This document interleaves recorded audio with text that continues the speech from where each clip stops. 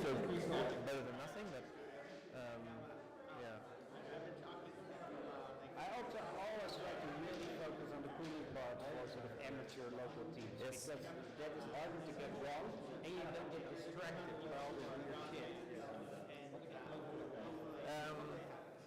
Give me a 30-second warning. 30-second warning. Are we ready? Should I start? Or is something fucked? Huh?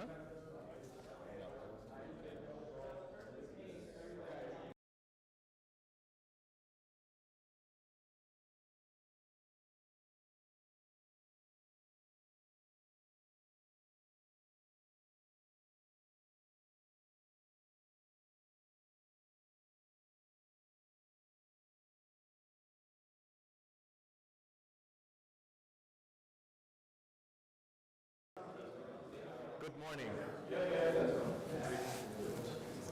We needed to start a bit early because unfortunately there's one meeting I couldn't move, so directly after my presentation I unfortunately need to leave for like 2 or 3 hours.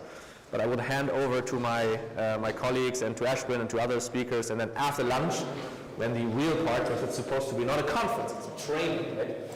Once that part starts, then I'll be back. So first of all, for those who don't know me yet, I'm Emil. I'm on the board of EBF. I'm involved in Tomorrow, Run Tomorrow. You might have met already some board members of us, like Nikolai, wherever Matthias is. Oh, Matthias is there, and Torsten. There's a good amount of our other Tomorrow employees and team members here as well. So if any questions arise, feel free to ask me or them. And now, yeah, to give a quick introductory presentation, a couple of housekeeping things, and then short update of what we're doing right now. I'll start, then I'll hand over to Aschwin, who gives an update of what they've been working on, and then last but not least, Ben, who's always also somewhere here, for the morning. Then we do lunch. Lunch is self-organized. We have a 2-hour lunch break at around starting at 12:30. Going for 2 hours, and then, as I said, it's not supposed to be this year a conference, right? Conference is all the stuff we anyway meet often online, so it makes much more sense to actually do something together. So it's supposed to be a training, and when I say training, I'll later on have one slide to explain what I mean. Training is training, not just show and tell. All right, but without further, quickly we're talking about tomorrow. Tomorrow, a couple more people will join. We'll do an ambulance tour, kind of show you what we've been working on. Some of you might have seen our second ambulance already, which is down, which doesn't have the final color yet, but which is already staffed inside. And then we'll do a quick tour of the facility tomorrow as well. All right, yeah, you're here in the facility of the European Biostasis Foundation, which the foundation does research, basic science, research, applied science, and so on. And it does long-term storage of cryopreserved patients, and organs as well, and cells, and so on, right? It doesn't technically do the cryopreservation procedure. That's all done by Tomorrow. Long-term care facility, this is what you will see tomorrow. It's underground, at least mostly on 3 edges. This is where long-term storage is done. Then it has a lab over there, engineering, medical facility, CT scanner, all of that. And of course, where you're right now here, office and conference and lobby space. As I said, lab and engineering, of course, very important for this topic. A lot of research still needs to be done to make this work in the long run, not only for organs and tissues, but of course also especially for whole humans. This is a training in one of our ambulances. Some of you might have already seen it outside. Some of you might have already seen inside already. Of course, tomorrow at the latest, I'll give an introduction of how everything works in there, how we do things, why it's built, why stuff is where it is, and so on, not only for this ambulance, but also for the other one that you saw downstairs. We currently have kind of these areas. Zurich doesn't have one yet, but we'll get one soon, and of course this is now cut off. We're now moving into looking into the US together with Aschwin's group to have coverage in certain areas in the US as well. As you might know, we're not covering the world, right? We're only covering with SST, with our teams, Europe, which of course is, we're limiting the space of basically, or limiting the logistical complexity that we have to get somewhere. And even though Europe is of course very, very big, even if you have a couple of teams, right? Even if all these teams are fully active, Europe is still pretty good, pretty big. The world would be totally unrealistic. At least if your goal is to have high quality cryopreservations, low ischemia, and so on. Right. These are our two ambulances. Some of you might remember that in the past I said we have one ambulance and one fast response vehicle, right, which was an Audi. The Audi we're getting rid of just because it didn't make sense or we figured out it doesn't make much sense. This is our main ambulance, which is basically a mobile operating room. The problem is it's a bit small, it's a bit big. Sorry, not small, it's a bit slow. It only drives 120 kilometers per hour, and usually we want to bring more people anyway, right? Usually, I'll show you in a second, one of our teams is 5 people, our standard team is 5 people, and that car only takes 3 people, plus then all the equipment, of course, in the back. So we decided in the past that we need a second car. We got an Audi first, which in the end didn't turn out to make that much sense. So now we bought a second, slightly smaller ambulance, but which is faster and can bring the additional people. So in our SST procedure, we always send the fast response first, right? The yellowish car, which drives around like 100 miles per hour, 160 something kilometers per hour. So if there's a case, doesn't really matter where it is, if there's any amount of driving, we're sending this car first. It's mostly there for stabilization. It's not ideal to do full field cryoprotection in there, but stabilization works. You can do, it's outfitted to do everything, but it's a bit tighter. We did a couple of rounds of training over the last couple of weeks, so you can do everything, it works, but it's slightly less comfortable. And then the mobile operating room basically follows while the initial car is already doing stabilization, and then you can decide either to move the body over and the bigger car takes over, or you can decide to do everything in the smaller one. Of course, it's also there. Historically, there have been sometimes car trouble in cryopreservation cases, so it is also, of course, a backup. If something goes wrong with one of the cars, the other ones can take it over. As I already said, a standard team is always 5 people for us, 4 of which are involved directly in the case. One lead/surgeon, if you want to do field cryoprotection, 1 assistant, 1 perfusionist, 1 inside the ambulance support, and then in the second car, a second support if something, if we need more ice, if we need more, if we want to bring dry ice, whatever. Right? In a couple of cases in the past, in training cases, this has proven to be kind of the setup that we like. And all in all, we currently have 7 people who are either trained already or in training. They're all except 1 person, full-time employees of tomorrow, which makes standby quite easy, because of course they can do remote work, right? They all also have other responsibilities. So if we need to do long standby, we can just send them there. They do remote work, they wait around. It's not really directly on our payroll for the case, or not direct cost then for that case, because they do other stuff as well. 2 of which can do surgery, and 2 can do perfusion, which means we can do, in theory, 2 parallel cases if that ever needs to be the case, or one is standby there, the other is standby there. That in theory works. Even though ideally, of course, as I said, we want to have all of them together to have them 5 people in a standby case. This slide I'm going to show at every time when we talk about training or local teams, right? So even assuming that these 3 locations here have fully equipped teams and everything is ready, right? These are around 4 hours of driving, right? So in last minute cases, even if you have these amounts of teams, right, which I think if you would have 3 fully equipped teams, which of course not all of them are, that probably would be the highest concentration of fully equipped teams in the world by far, right? 3 teams in about 6 or 7 hours driving would be the highest density. But even with that, you would have still in last minute cases a tremendous amount of ischemia, right? If someone calls you up and says, hey, which of these teams can come over, and they're somewhere here in the middle, right? This would be somewhere in the ballpark of 4.5 hours, right? Significantly too long for comfort, significantly too long to get really good quality. So As we said last year here, and as we said in a few online presentations, we really want to incentivize and work on and support and train and whatever, so that there will be more local teams in Europe that can do the initial cool down, the initial stabilization, right? So the idea here is that the initial team, like a local volunteer team, doesn't necessarily need to be local volunteers, but someone who's there fast, can do the initial parts, while then a professional team is on the way to take over for surgery and perfusion. It's probably not realistic, at least in most cases, to train local teams for surgery and perfusion, but cooling down, initial stabilization is possible, right?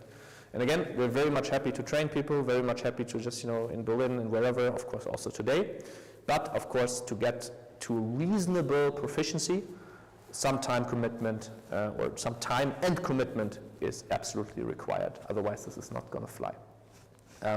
For that, to kind of get a starting point, we've built these comprehensive kits where where all the equipment for the initial parts, except for ventilation, or well, at least not with a ventilator, but just with a bag. These kits we've been deploying. I think there's a couple of them now in Europe. Deployed. If someone wants one, we're always more than happy to assemble them and to put them together and ship them out at cost. Right. Unfortunately, the Lucas devices in COVID times have gotten extremely expensive. They're going down in price a bit right now, but during last few months they were around like 8,000, or the whole kit was around 8,000 because the Lucas has got extremely expensive. Already used, like new ones are even more expensive. If you want to start a bit smaller, we also have like smaller kits right here. Of course, we're just doing initial cooling. This should not be what we want to do. This is just better than nothing, right? So, but of course the price goes down a lot, so we can deploy a few more. We also have a few of these kits over Europe. And now the plan here is to have these kits everywhere, have people trained, and then depending on how much time and how much commitment people want to put in, you can go further and further and further. And if then someone says, listen, I want to do this a couple of times a year, I'm a good woodworker, I can also do surgery if I get some training. I have I have high fidelity and so on in my hands, then we would also be more than happy to train people for more advanced stuff down the line. Right. All right, switching over a bit from day-to-day activity to research. EBF here as kind of the central point. We collaborate with a lot of groups around us, in quotation marks, or not around us necessarily, but people that we work with, right? It's 21st century medicine, we do ITS tours, with Rita DAO, we do community building and so on. With Tomorrow, of course, we also do development and the logistical part. This is supposed to do a cryo DAO, which is a DAO that we set up with a couple of people interested in cryopreservation to do basic science funding. With Joao Pedro de Magalhães and Roman Bauer, I founded Oxford Cryotechnologies, which is it's a lab, it's a company in the UK that works on cryoprotective improvement and other adjacent topics via computational biology approaches, right? Also kind of more on the basic science, but we'll also go into applied science. Then with Molecule, together with Rita DAO, we do DSci stuff, and then of course with A&B, Aschwin's organization, we do a lot of development and R&D development, more in the kind of, not necessarily basic science, but more in the applied and like approaching things. Now, looking at a few things, what we've been working on and we will still work on, kind of the research, R&D, not necessarily roadmap, but also stuff that we've been actively working on. One thing is like, how to get cannulation much faster, right? Some people are interested, we can show this today or tomorrow. We're doing a new purse string approach, surgical approaches, of course, just to be very fast. And then for perfusion and cannulation, we have a new approach how to do purse string. Purse string is kind of the suture that you need to put the cannula into the aorta. So we're doing a variant of that is significantly faster. We've also been working on like fundamentally new cannulation techniques, which for cryopreservation cases might, under certain circumstances, be advantageous. When I say advantageous, I mean faster. Then very, very important. I've been talking already about ischemia and how, if time goes by without cooling, how problematic that is, because then perfusion is going to be impaired, the cryopreservation quality in the end will be worse, and so on and so on. So we very, very, very much work on cooling. How to cool faster, I'll show it tomorrow in the ambulance. We kind of do a combined cooling approach, which is using nasopharyngeal cooling, peritoneal lavage, and colonic lavage, so basically all the spaces in the body that you have, of course outside as well, all the spaces that you have in the body are going to be used for cooling, before you then switch to cooling through the extracorporeal cooling with the heart-lung machine. This is something that we have done now a couple of times in training cases. Not everything I would say we're 100% confident, but it's in 2024 this should be all, in quotation marks, standard practice. The training dummies that you will use tomorrow can simulate all of that. Not, of course, not perfectly, but you can train that at least in principle everywhere. This, of course, would already be slightly more advanced technology, or compared to just standard external cooling.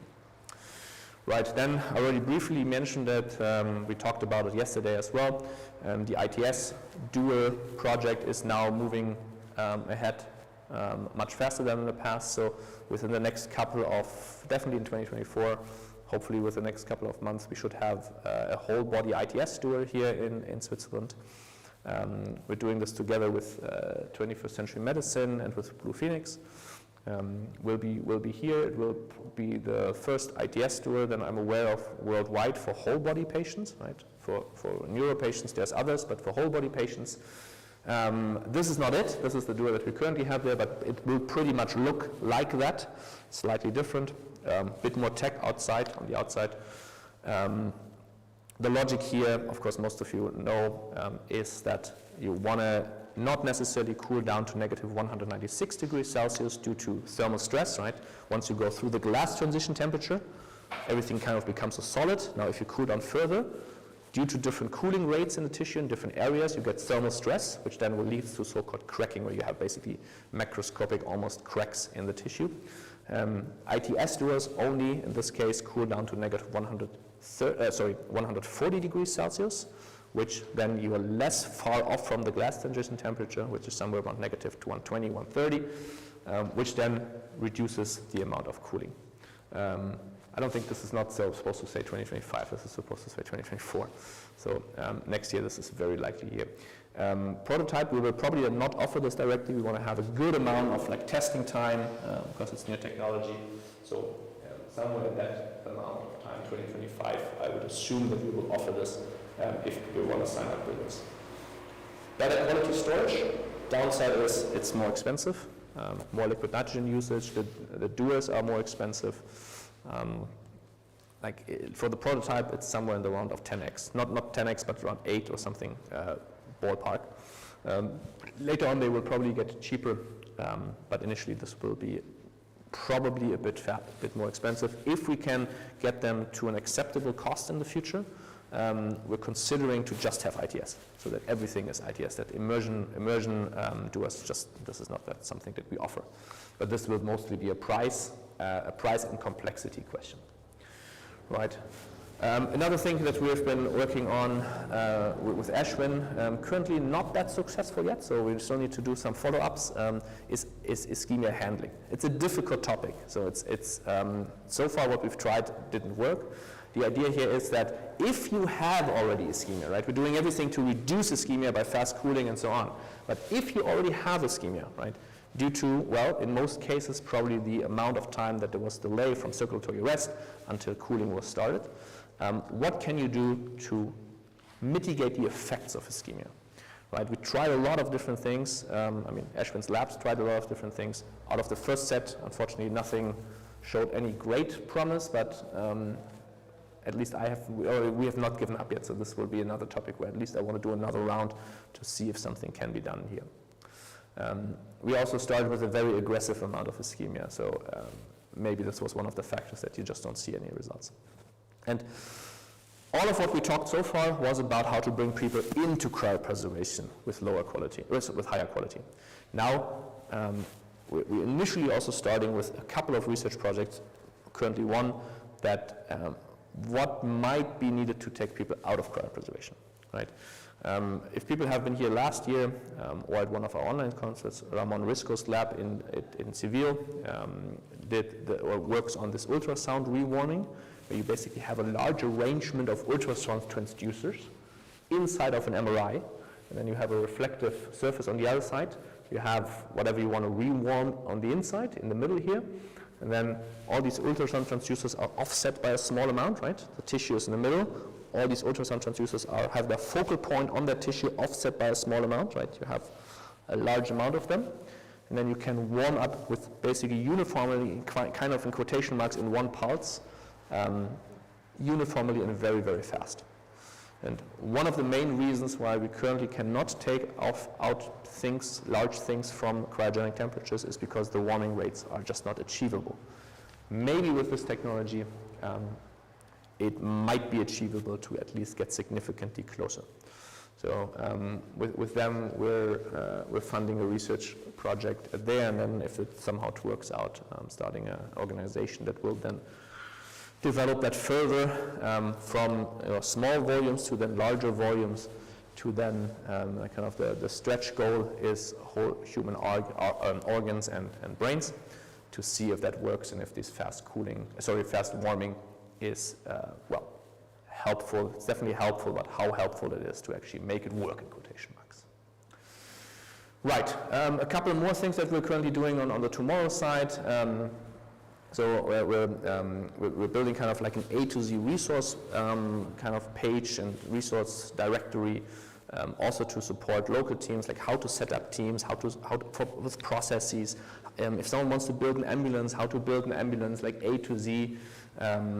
Then it will also include our member data, so it's basically all our data and resources, member data, member demographics, patient data, patient reports, like case reports and so on, that will technically be done by EBF and then released on an annual basis, always for the prior year, which will, of course, the first time be for this year, because last year we didn't have any patients. And a few more things, like kind of an outlook. This is a bit further in the future. Well, US activity is kind of already in the planning. We're currently looking more and more into clinic collaborations, even going so far as kind of co-building clinics. The reason here is this will not be done directly by Tomorrow or EBF, but probably by a new organization. The reason here is always comes down to reducing logistics, right? Here in this clinic case will be one of the big problems in cases is, you end up at a hospital, the patient has died, let's say at 2 a.m., and then the patient can only be handed out by the pathology department or whoever does that in that hospital at 7 a.m. in the morning, which of course is a big downside.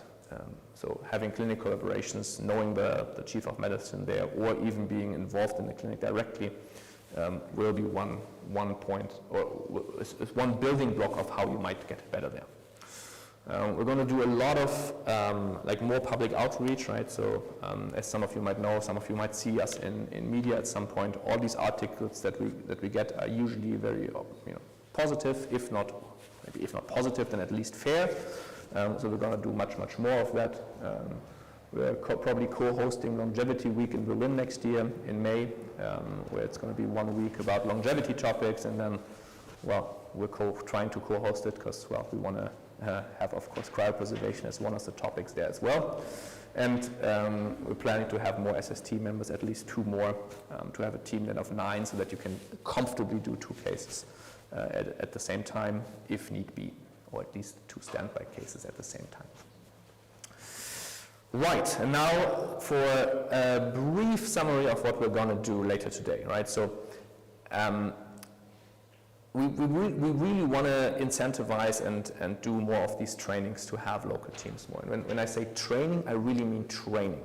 A couple of trainings that I've been part of in the past were more show and tell. You look at stuff, and then everybody's like, okay, yeah, now I looked at stuff, and now I go home. And so we, in these ambulances for cases, we train weekly with teams, and I don't even feel like we're like perfect yet. right? When I say perfect, I really mean that everybody knows at that time I need to grab this thing from here, and it's always here, and then I put it there, and so on, right?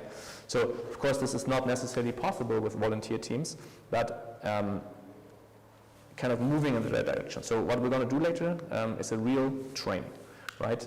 So first we're going to start with like a explanation round and demonstration, and we go through everything that is like realistic to do in volunteer teams, and then maybe going into at least getting an understanding of how more advanced stuff would look.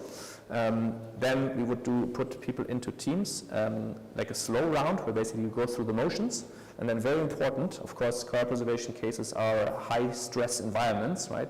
So we would also do it basically fast. Because then you kind of get a feeling of how much stuff actually goes wrong if you want to do it really fast, and how coordination breaks down and so on.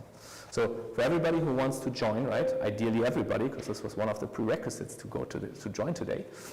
So ideally at least almost everybody joins, or at least everybody who wants to be involved in these teams. We want to push it a bit and not have it as just standing around and looking at things training. We're going to do this after lunch, somewhere from 2:30, if I'm not mistaken, and then we have basically all the time till the evening. We have 2 training dummies, which are both proper annoying. Like one is 100 kilos, the other is like 80 or so. They have all the, as I said, all the like points where you can put tubing in and thermocouples in and all of that stuff, at least to train and go through the motions. We have intubation trainers, we have trainers for Lucas, like for chest compressions and so on. And then of course also we're going to just do the logistics of moving the stuff around. A 100-kilo dummy is, as I said, proper annoying. It's basically filled with concrete, so to test this. Right, now, since I need to leave in a couple of minutes, unfortunately already, but I'm going to be back, I'm more than happy to do a quick round of Q&A, and then I would hand over to Aschwin. Please. Yes, a good question about the solidarities. Have you ever tried to make a borehole into vents to actually see if this has an impact on the brain temperature? No. Yeah, but like how do you mean an effect on the brain? Yeah. Well, okay, so you're cooling, and I'm assuming measuring with a nasal thermocouple or whatever. Yeah. But you could also make a borehole. Yeah. You mean if the cooling rate in the brain goes up in a cadaver? Yeah, you could. Yeah. No. Just investigate whether it has like warm up to No. cadaver. No. Like on most cadavers, I mean, you could probably do it. I think these cooling rates should probably still work mostly, or the cooling methodologies should probably still mostly work. I would assume, but we have not compared these cooling methodologies in cadavers. Yeah, like cadaver supplies, we don't have enough cadaver supply. Yeah. Ben? You mentioned that you're setting up standby teams in the United States. Are those independently trained, or are those in partnership with existing standby organizations? They're independently, I mean, Aschwin, maybe you answer, like they're mostly independent, like there's some overlap. Yeah, it might be a combination of Yeah. that. It really depends sort of on the region. I think the premise of tomorrow biostasis is like only to offer services where there's actually strong local capabilities. And in some areas that might be easy because, let's say, an entity like suspended animation is located there. And in other areas it has to be sort of built from scratch, sort of in collaboration with them, like New York is an example of that. So sort of it depends what's on the ground in the area of choice. Yeah. And it will not be, as I said, it will not be coverage everywhere, right? It will be local regions, which though means, even also for Europe, it means you can only sign up if you want in one of those regions. If you die outside of one of these regions, of course you're covered as well, right? But then we want to make sure that you well understand that then that's going to be as much delay as logistically there is necessary, right? But you're still covered if you die on an island on vacation. We're still going to go and get you, just with whatever amount of delay there is, right? Yeah. Ben? Which patients would go into ITS and which ones would go to the Yeah, so currently that will also, initially this will be, once the ITS doors are tested and we're comfortable actually offering them, right, then initially it will probably be a price thing. So immersion door will be cheaper, ITS door will be more expensive.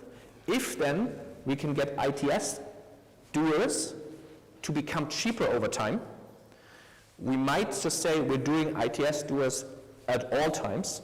We only have ITS doers, but this really comes down to what the cost will be. Because I would really like to not increase price. We would want to go in the other direction, right? So this remains to be seen. I think there's a chance that this is possible, but it's not yet clear. Because at scale, the ITS technology is basically three things, right? It's basically it's a normal doer. It's a kind of injection system for liquid nitrogen, and it's a heat kind of a large some metal that basically does heat. Might be aluminum, like a large aluminum block that reduces the gradient in the doer. So it's possible, I think, that all of that technology will become cheaper. The first one is like 6 figures, so which is of course significantly more expensive than a normal doer, which is more like mid-5 figures. Yeah. Please. I intend to go to train, and I'm a medical doctor. So the question I have is, how many hours, after how many hours do you have to say to a person who calls you, it's too late for us to cool down the patient? So I don't think you can say that. So our position here is we want to be as fast as possible, but there's no cutoff. Right? I mean the cutoff. Even days? Say again? Even days? Even days. So if they're buried, then no. Right? If they're apart from extremes, right? And the reason for this position is the following, right? Days is horrible. Like there's horrible. But cryopreservation comes with the assumption, I think the fair statement here is, it's better than 0%. The chance is better than 0%. And whenever I say that, Greg Fay says, hey, don't be so negative, right? There's great cases. And that might be the case, that under certain circumstances, right, this is actually pretty good as based on our current understanding, right? If, like, in a high-quality cryopreservation case, under close to ideal circumstances, preservation quality, I think for all intents and purposes is pretty good. But of course, an average case is not that. So I think the fair, I want people to sign up with us if they say, as long as it's better than 0, I can't tell you how much better, no one can. As long as it's better than 0, I'll do it. And now, if it's like, I want to be, like, I don't know, 15 minutes after circulatory rest, I want to start cooling, right? And depending on the country, it might even be faster. So, but can I say after 6 hours, it's now 0? Can I say it after 12? I don't think you can put a line somewhere where you say, well, this never going to work, now it has reached 0, and the other one is non-zero.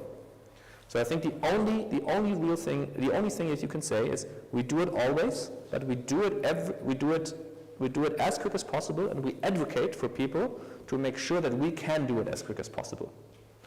So if something goes slow, we think this was our responsibility, meaning we need to educate the people who sign up that they need to be, they shouldn't, maybe if they want to be cryopreserved, they shouldn't go bungee jumping on drugs on an island, right? Like there's some amount of where we rely on them doing their part, and we're responsible for educating them. So even days is okay? Even 2 days or 3 days? So the person has made the decision for themselves, right? Someone has signed up and said, I want to be cryopreserved. I cannot say now it has been a day, now we're not doing it anymore, right? And then if it's 2 days, I can't say now it's 2 days and we're not doing it anymore, right? For all intents, for better or for worse, I need to say we always do it. Yeah. I don't know what, yeah, so. About this, maybe it's then also the question if, for sure we do the cryopreservation after 2-3 days, but maybe then at some point we say perfusion is not really possible. Oh, absolutely. And absolutely. Absolutely. So the procedure of preservation will probably changes over time. Right? After 3 days, you definitely don't want to start normal preservation anymore, right? Straight is also not great, but you probably want to do immersion fixation or vitrifixation, right? Something like a different approach to how preservation now is being done, right? Yeah. Sorry, I don't know the order there, so. Yeah, sure. So I come from a country which is very large and has small isolation centers that are spread out. So local standby is difficult to imagine. Like, have you ever looked into the idea that local healthcare personnel could like have an intervention like cryonics that they could apply? yeah, it's unfortunately, I think, not possible if you don't own the clinic, or at least co-own the clinic. The reason for that is the amount of cryopreservation cases that happens, they're so rare.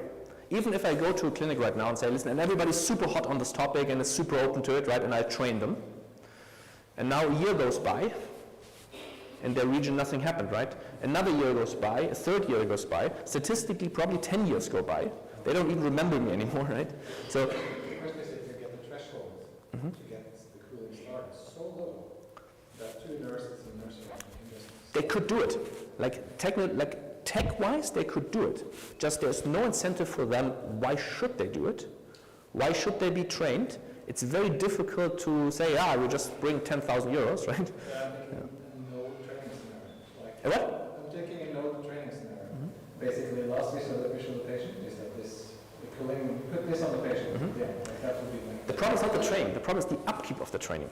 So you train them once, that's not a problem. But now, what do they do in the 10 years until there will be the first case? Zero training scenario. And like a piece of They would need to train, right? The nurses have already left and now work somewhere else, right? So you would need to retrain constantly, and you would need to incentivize them to give them your time. So you would need to constantly pay for that. And then you have that in one more location. You would need to do this to really get good, right? You need to do this in multiple locations. the concept is that an untrained person will be able to operate An untrained person? Yeah, 2 nurses, for instance. Yeah, but then the effect is almost, if it's really untrained, I mean, you can tell them on the phone, right? The advantage of pre-training them or talking to them prior, I think, is not much better than just when someone dies, tell them, hey, could you please put ice and water on the patient? Yeah. Sure. Yeah. I just want to respond to a bit what Emil asked about maximum times. There is a one known case about a girl from France, I think from France. She was in the ground, in earth for 7 centuries, and afterwards we have found some narrow tissue in her skull. 7 centuries in the ground. So there is really no hard border between 0 and information theoretical depth. There is no limit. But we should do everything to reduce it as much as possible, right? I think the danger of saying there is no limit is that now people think, well, now it's 2 days, it's still non-zero. But there's a big difference between the non-zero, which I think is the moral thing that you should say, well, if it's non-zero, I'll do it, the ethical consideration, right? But there's a big difference between the non-zero chance that you get after 15 minutes after circulatory arrest and the non-zero, still technically non-zero chance after 2 days, right? There's probably an infinite amount between these two. So it can never be a reason to say, well, then we can be a bit relaxed, right? We just do it tomorrow. What's the downside, right? The downside is still tremendous, right? And of course, it's not easy, at least in my mind, to put that into numbers or impossible, but the difference is like orders and orders of magnitude between the quality of cryopreservation. Yeah. Yeah.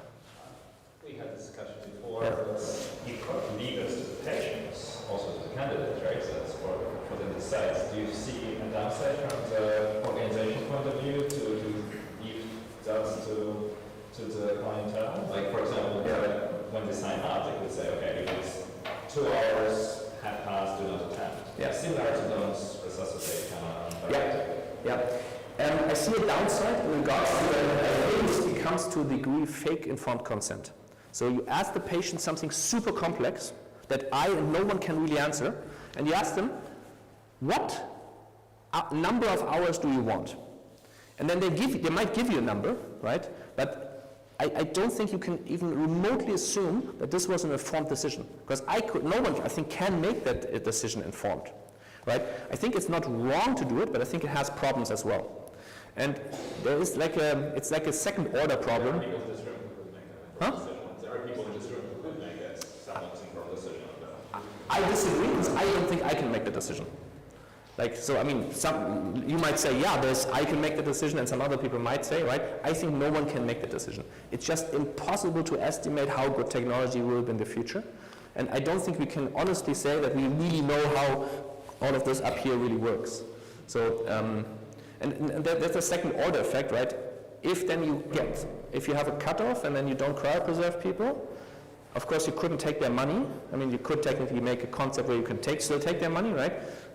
We always need to also remember that if we don't make this whole organizational structure of worldwide cryopreservation somehow self-sustaining, then at some point it's going to go away, right? Or it's going to be always not stable, right? So I think there's always a hint of that we somehow need to make. You could technically keep the money, yeah.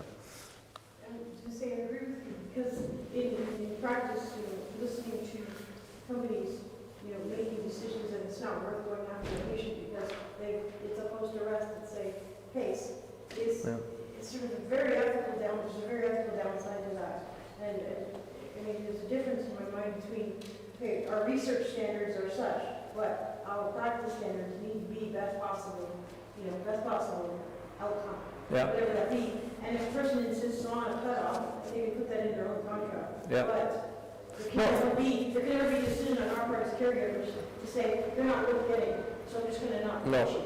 I think what you could do, if a patient brings it up with me and says, hey, listen, I know this topic well, it's my decision that I want to just do it for whatever, the time frame is whatever. Apart from logistical problems, I think I think it's probably right to let them make that decision. I don't think we need to bring it up with them, but if they bring it up, I think then it would be the right thing to just say, yeah, okay, we'll follow that. I think there's some precedent in alcohol. There's a lot of people who execute contracts with all kinds of caveats and whatever. And if you take them all together, that becomes an enormous paperwork sort of overload. And also science keeps evolving, so it's like, the cutoff point for information theoretic death is like, 8 hours. I mean, I'm just saying something. And then later it's like, we have this new research and now it needs to be recalibrated and needs to be revised. I mean, this is another one of these things that seems trivial for the member, but imposes sort of a lot of paperwork on the cryonics organization. So I would not be too, it's not. The issue also comes up with post-resuscitation sort of desires, like, I want to be uploaded. Yes. So we only accept wishes there. Very clearly say these are just wishes. They're not legally binding. What you want might never exist, or for logistical reasons it might not be possible. Yeah, what I wanted to add is also like an organizational topic around it, which is around conflict of interest, right? I mean, let's say the provider keeps the money in any case, whether the cryopreservation is carried out or not. Yeah. There might be a sort of latent conflict of interest with not finding reasons to not do the case, right? Yeah. On the other hand, if you say the provider is only paid out if the case happens, then the relatives come into play.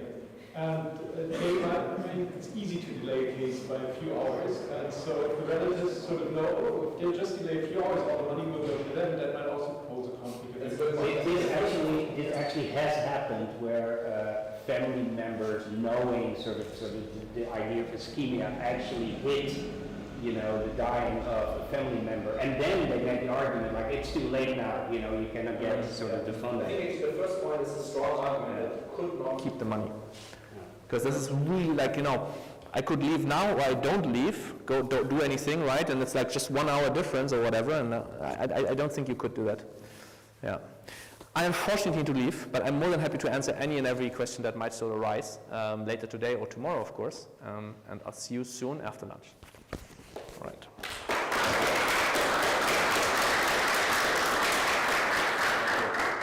Aschwin, I'm handing this over to you. This and this. You need this as well. Just clip this somewhere.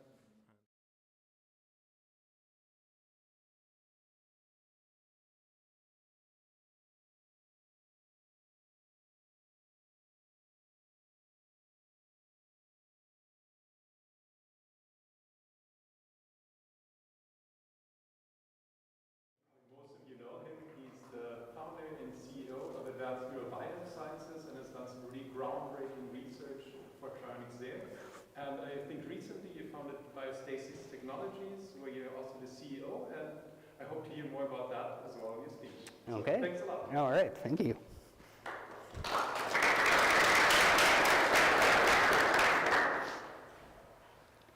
Okay. Well, my slides are being pulled up. I will do, a little bit more of an introduction. So yes, I've been involved in cryonics for 20 years. In fact, I have cryonics arrangements for 20 years with Elcor. In 2008, Chana, Fedra, and I, we incorporated a small neural cryobiology company, and most of the research we've done actually is looking at how does cryonics actually work in the real world and try to model that in a lab and then see what sort of comes out on that. And we learned a lot about what happens when you try to do cryoprotection under ischemic circumstances, and a lot of that actually turned out to be very challenging, as you know, Emil was indicating earlier on. The other organization I'm leading right now is Biostasis Technology. It was not like something I really wanted to do, but Ben Best sort of kind of forced me into it. He thinks I have unlimited time, I guess. But I think there's a good reason for that organization, because right now, if you look at the overall cryonics infrastructure, there are the labs, like 21st Century Medicine and my lab, and there are the cryonics service providers. But what you often see is that the cryonics research organizations are far ahead of the curve. In fact, at a prior meeting, I actually showed a graph where I showed that actually what we can do in the labs starts getting better, and sort of what we can do in the field is sort of a little bit more sort of wishy-washy. So one of the objectives of Biostasis Technologies is to really try to close that gap by really accelerating the introduction of these technologies for cryonics providers. So just like Emil, like quite some time ago, even before I knew I was going to speak here, and thank you again for having me. I think all the meetings that EBF and tomorrow have thrown, I've spoken, and I really appreciate that. Just like Emil, after the break, unfortunately I have to go, because even longer than I knew I was going to be here, I committed running the Bruges Marathon with a friend, so that's tomorrow morning early, so I have to get out and sort of focus on that a little. So if you have anything for me, sort of, you know, during the break or just after, I might still have sort of a little time, and sort of you can always reach me. So Emil was very clear to me that this was going to be more of a training and more for cryonics insiders, or at least people are familiar with most of the concepts and technical details that we're talking about. So most of the stuff will be fairly technical, but if there's something you want to clarify, you know, please do so. One thing I want to talk about is cryonics case metrics.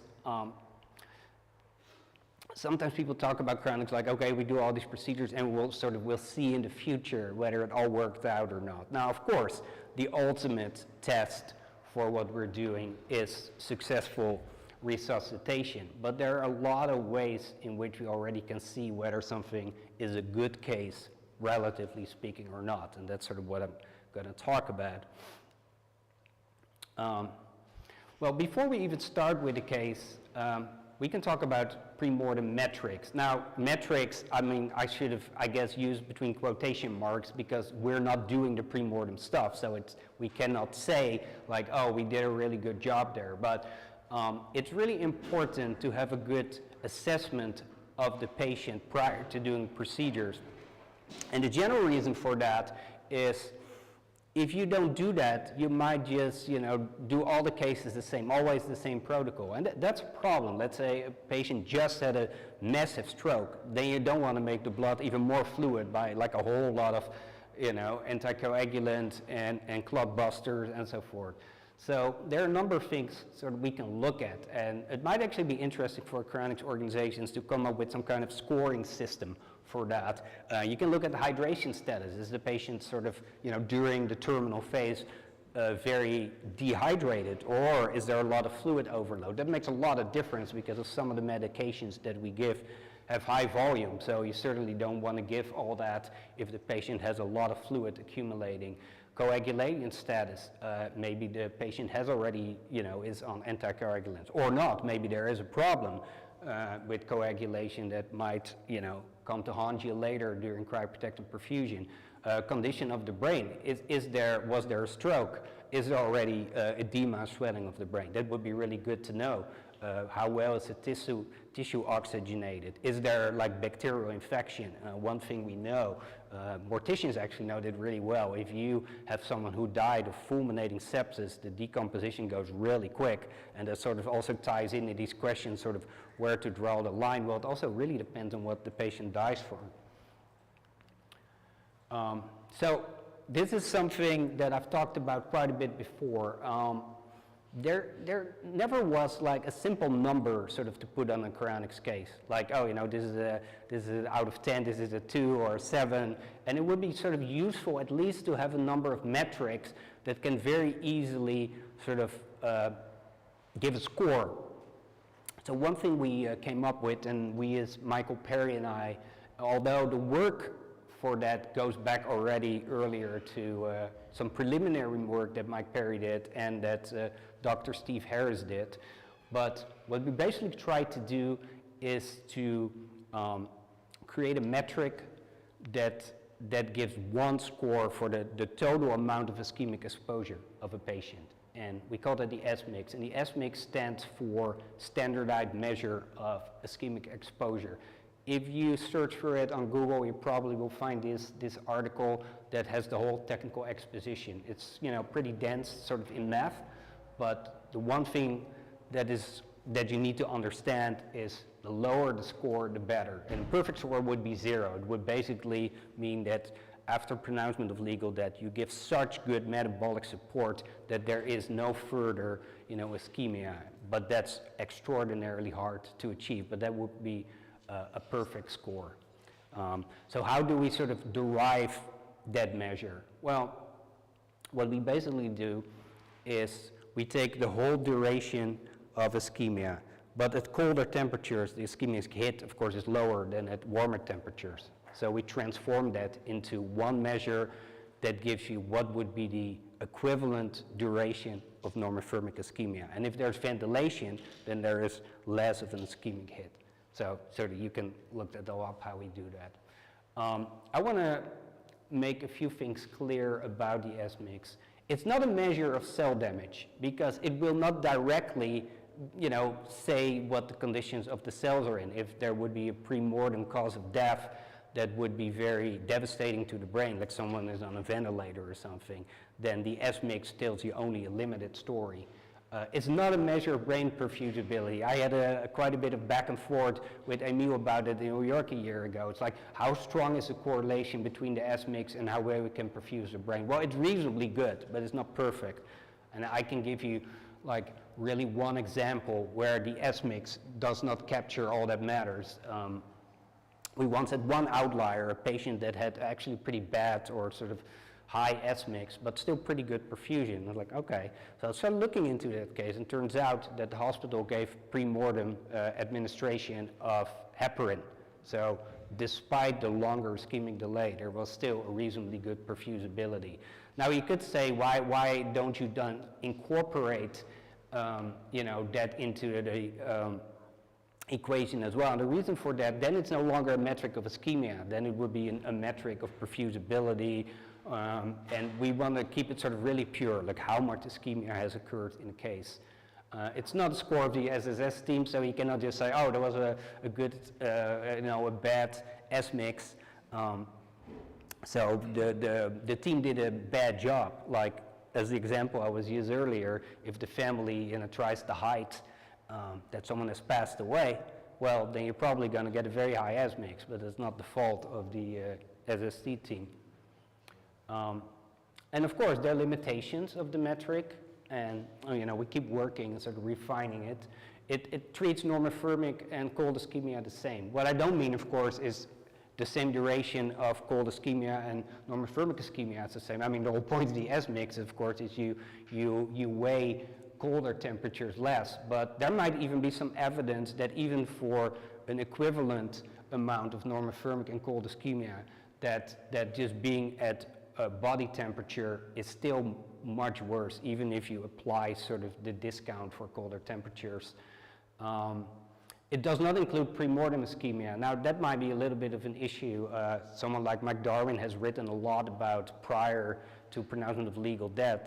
Many patients go through this prolonged agonal phase in which maybe some parts of the brain will already receive suboptimal blood flow. So there's already ischemia, but we start counting at the moment of pronouncement of legal death, or circulatory arrest, I should say, actually.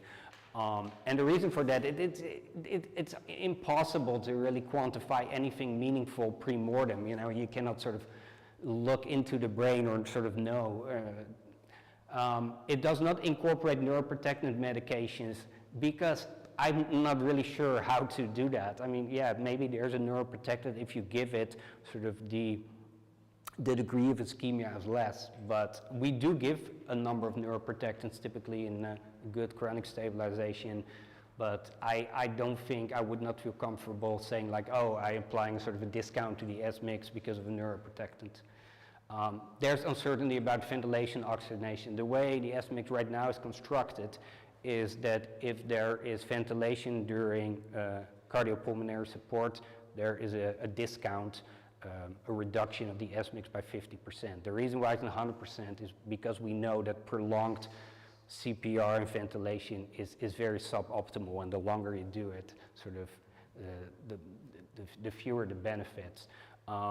When we do blood washout and we do oxygenation, then you have a really good access to the circulatory system, and at that point the S-mix actually is 0 for that duration because we think that there is adequate metabolic support. But these are assumptions, and hopefully the more sort of case data we see, the more we learn. So how do you get to a good S-mix, or actually how do you get to a really good case?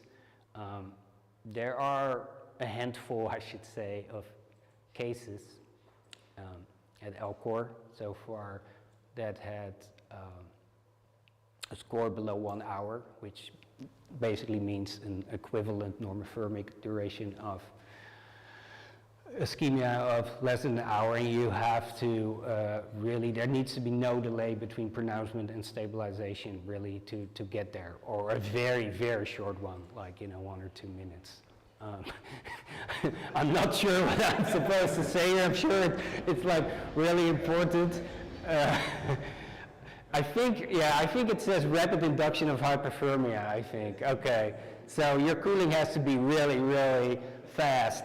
And I'm very delighted to hear Emil talk about these new cooling modalities. They have been known in cryonics for a bit.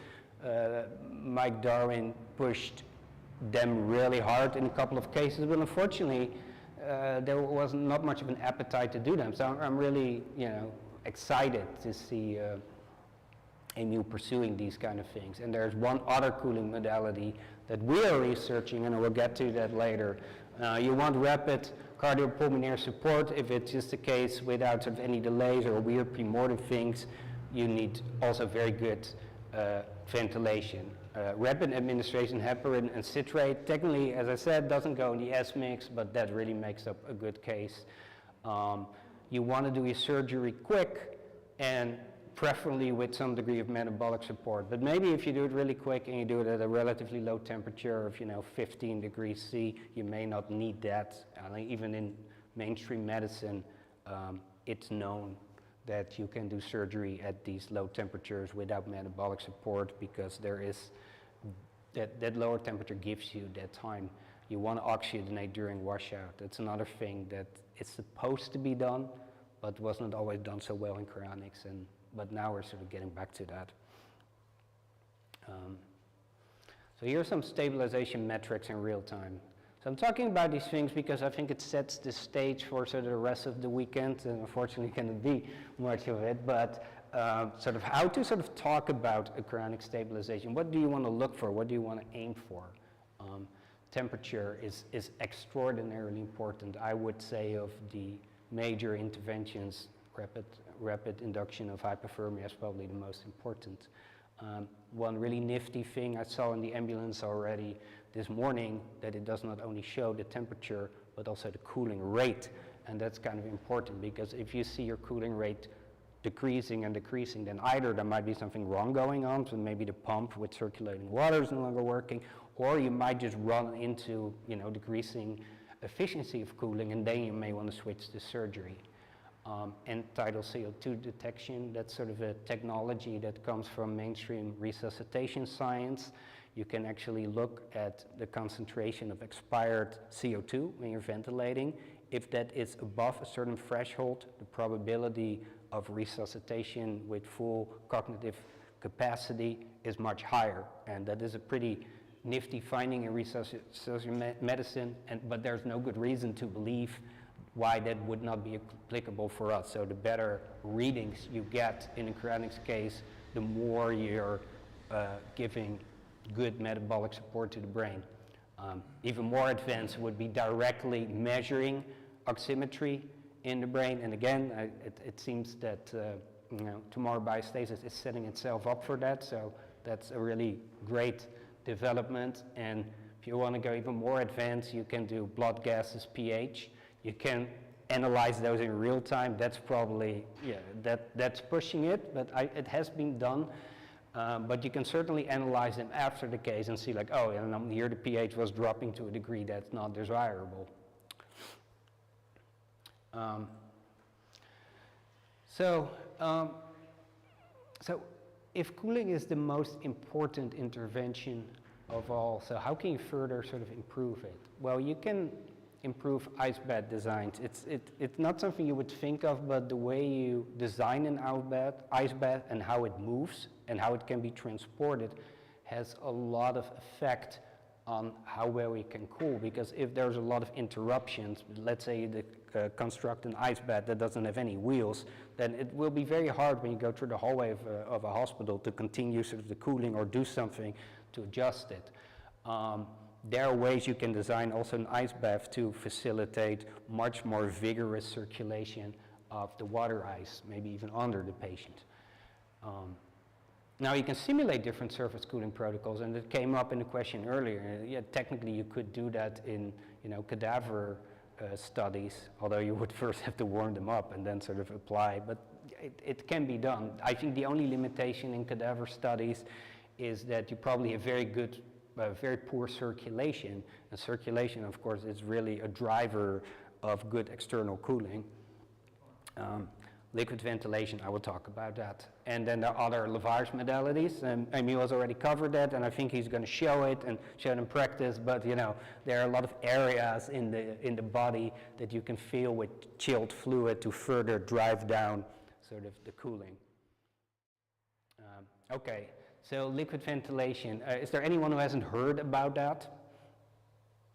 Oh, okay, so it's a really different crowd here, so that's great. So briefly, you're cycling a very cold fluid in and out of the lungs. And because all the blood in the human body goes through the lungs, basically the lungs will be used as an endogenous heat exchanger. And the idea was conceived by Mike Darwin and Steve Harris in the mid-90s. And I mean, there's a long story about why it's still not online, but I've been very frustrated about that. So this is one of the highest priorities of my organization. And Charles Platt, who so far, to my knowledge, has designed the only really effective liquid ventilation prototype. And I can say effective because it was used in canine work, and the cooling rates were good. They recovered without any lung damage. So we know it's a good piece of equipment. He's building a new prototype, and we're hoping to do cadaver testing in November with it. There are still a number of decisions we need to make, sort of what mechanical CPS device to use. Will it be the Lucas, Auto Pulse, something else? We're not sure yet, although we have some ideas. Now, this is really interesting because the last point, liquid ventilation is typically associated with the pumping in and out of perfluorocarbons, and perfluorocarbons are inert, so that makes them really ideal to pump them in and out of the lungs. And the oxygen solubility of perfluorocarbons is also really great, but the availability of perfluorocarbons for environmental reasons is becoming much poorer nowadays, especially if you want really large quantities of them. So we're actually considering using sodium chloride for an infusion. Now, that might not be as benign on the lungs, at least if you would look at it in terms of long-term recovery, but it has better heat capacity, so that's something we're sort of trying to figure out. But hopefully we'll do at least one cadaver test this year, and then sort of we'll take it from there. One thing we really don't know is whether cadavers clearly are better than any animal model, but how well liquid ventilation actually functioned in ischemic lungs. If that's not the case, we have to take a different approach.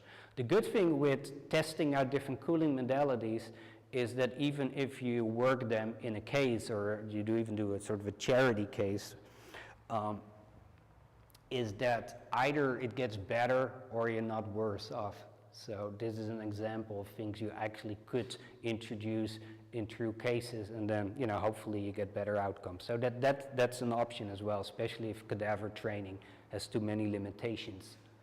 So this is a graph that has been shown by sort of anyone who has ever presented about the technicalities of cryonics, and it's nice. It compares 3 different ways of cooling a patient. One is icing bags. That is sort of the typical way people do it, but it's not very smart because it's better if the ice can actually touch the patient. But even then, that still would be a static way of cooling. So you can actually add water to an ice bath and then have a submergible pump and circulate it quickly, and it gives you even a better. And you see the difference in the cooling rate. When you have a vigorous ice bath stirring, you get the best cooling rate. And I said, let's update this graph. The reason I say that is because I hope soon we will see a graph that says something like, you know, active water circulation plus lavage, liquid ventilation, and then we can further sort of drive this down. So we won't be stuck with this graph forever, and now we're really pushing the limits on external cooling, and we have something cooler to show. But, okay. There are also metrics you can take during cryoprotection. In some of the most sophisticated cases that, you know, Elcor did in past with, you know, Jerry Leave and McDarwin, they were even sort of monitoring venous perfusate and looking at the pH and blood gases just to see how the human body sort of responded to the cryoprotective procedure. One thing that I'm particularly interested in is weight changes. It can be whole body weight change, but it can also be of the brain, because one thing we found is that there's a pretty strong correlation between cryoprotection outcome and ischemia and weight change. Usually when there has been a lot of ischemia, the body like really swells. If there's like a lot of ischemia, it becomes more like sort of the Michelin, you know, man. It's like, that's not good. Conversely, you will see a little bit of dehydration in very good cases. As we know, that also happens in the brain to a degree that we don't like, but the good news on that is we're now sort of really very close to authorizing the use of blood-brain barrier modifiers in cryonics, so that problem hopefully will be in the past soon. CT scan guided perfusion, I think most of you might be aware now that Elcor and Tomorrow now as well uses CT scans to look at the quality of cryoprotection, especially like, you know, how well was the uptake in different areas of the brain. There are not a whole lot of cases that show perfect vitrification. A lot of them actually show some degree of suboptimal perfusion, but then if you look, you also see that there's quite a bit of ischemia. The next step would actually be to look at this in real time, so you can actually see where the perfusion impairment is. Now, right now, we do not really have anything really actionable to mitigate that. So let's see, we see a part of the brain perfusing pretty poorly. There's not much we can do. This is something, I mean, like in my lab, Advanced Neurobioscience, I think we've done quite a few nifty things, but one problem we have never been able to crack is if there's a lot of ischemia, I talk about hours, still obtain very good equilibration. We tried so many different things like increasing perfusion pressure, lowering perfusion pressure, adding clot busters to the perfusate, other kind of agents. We even tried decompressive craniotomy, in which you remove the skull and allow the brain to swell. That even sort of didn't work. But I still think it will be meaningful, because even if you don't have any actionable, you can also say like, oh, you know, this is not going anywhere, we might be actually doing harm, so we stop perfusion. It might be that you don't have good perfusion because there's something went wrong with your cannula or something. Or you might allow the brain to swell a little more. So there are actionable things that, that you can act on that do not really reverse the ischemic sort of effects, but there might be errors in your procedure that might stand out if you look at that. You can record the exposure time to the highest concentration of the cryoprotectant. When we talk about cryoprotection, a vitrification agent is often said like we want them to be very low toxicity, and we're sort of very close to no toxicity, but not completely. And the highest concentrations, the longer the exposure time, you know, the more toxic sort of it becomes. So that is a really interesting sort of metric. And again, the interesting thing is in ischemic patients, you need much longer exposure time to the max CPA to get some degree of equilibration. So that's another advantage of good SST, is that you reduce the exposure time to the max CPA concentration. One thing that's been talked about a lot is doing brain biopsies. So you basically take a very, very small sort of microliter sample of the brain, maybe like through the burr holes that have to be made anyway, and later you can do electron microscopy on that. So that's not just an idea. It was a couple of years done in a case that Greg Fay talks a lot about, and they did that, and the electron microscopy looked like really good, and like you could see sort of synapses, axons, and whatever, all the things we know that correlate with personal identity were visible, and it was after cryoprotectant perfusion.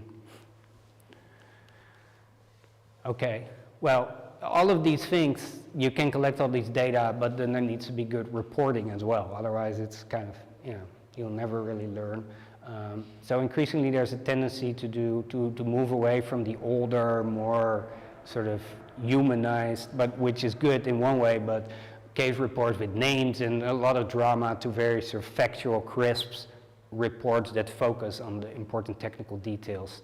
So you can actually structure a report around these case metrics and build up, you know, your case narrative from there.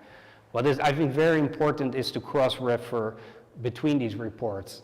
Sometimes there's a tendency, like there's a cryonics case and write a report and you go to the next one. Although in 5 reports it says like we run into this same problem. Well, clearly something is not being resolved. So it's very important to go between these things. And then do a meta-analysis to understand the trends or where things are heading. And my company, and now also Biostasis Technology, has done for 3 or 4 years a very comprehensive meta-analysis program in which we look at trends, like, you know, how many people actually get SST, is there a correlation between a low S mix and good cryoprotection outcome, how many autopsies are there, and so forth. So, and Biostasis Technologies, the organization that I'm running now as well, is actually offering meta-analysis services for free to any, you know, credible cryonics organization, whether it's Alcor or Tomorrow Biostasis. And I'm currently actually working with Emil to execute some of the paperwork, because of course you're talking about, you know, patient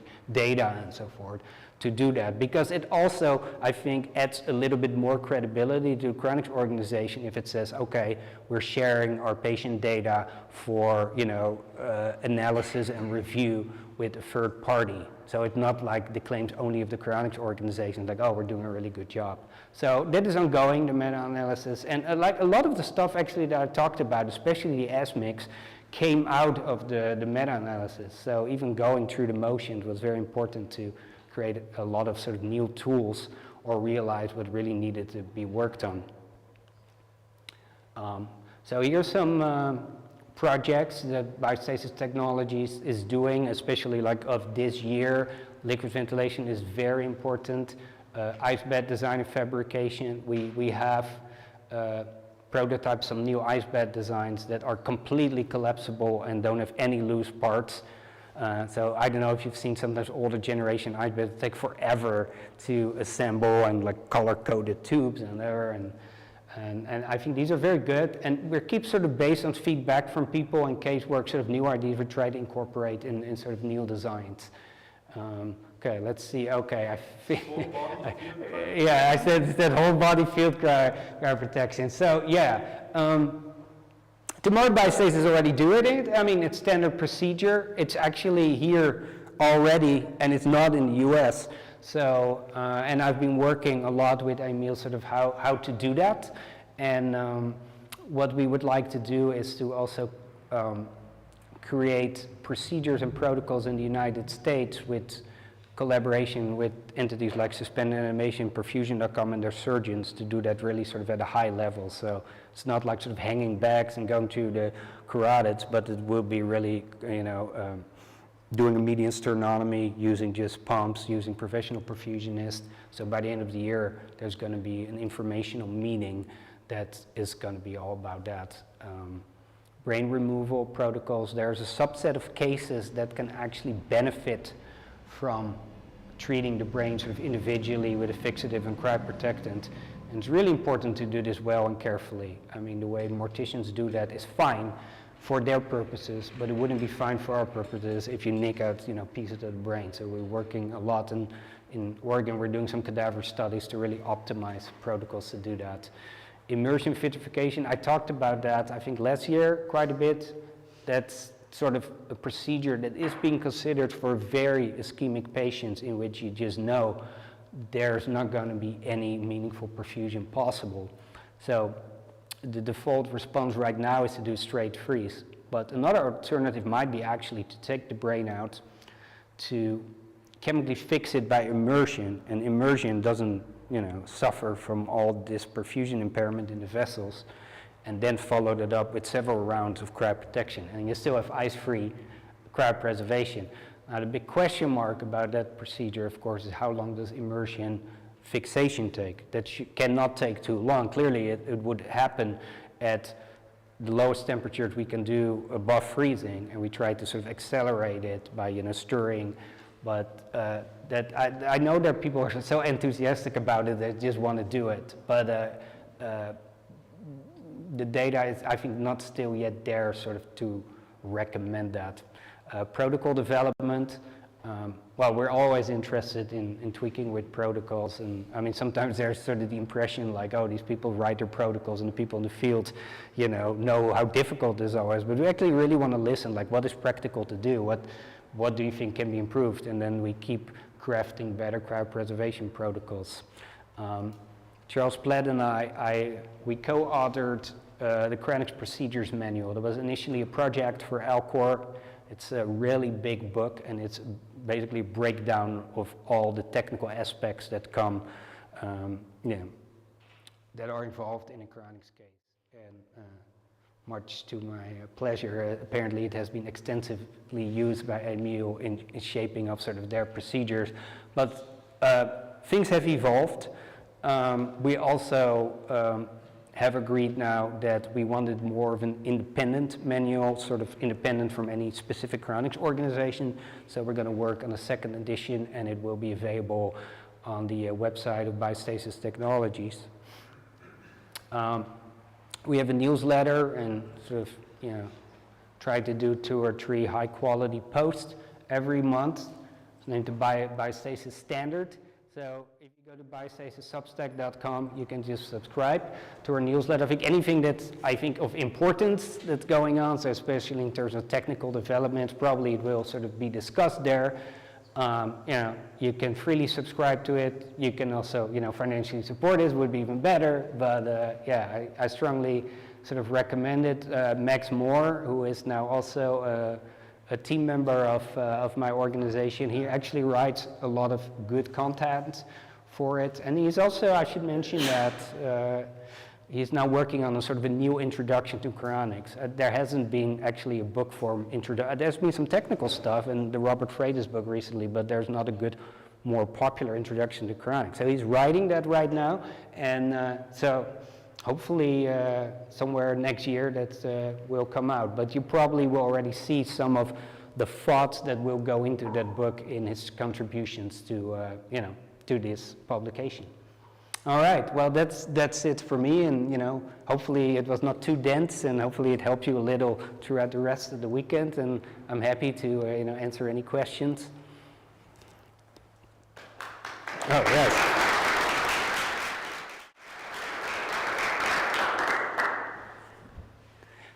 Okay, so your hand first. Okay, yeah. I'd like to have a question about this CX score. So, imagine we have invented some measure some indicator to measure the amount of preserved data in the brain. Let's say number of damaged synapses, or I don't know, DNA methylation changes or something like this. Do you think it will correlate with SMIX score?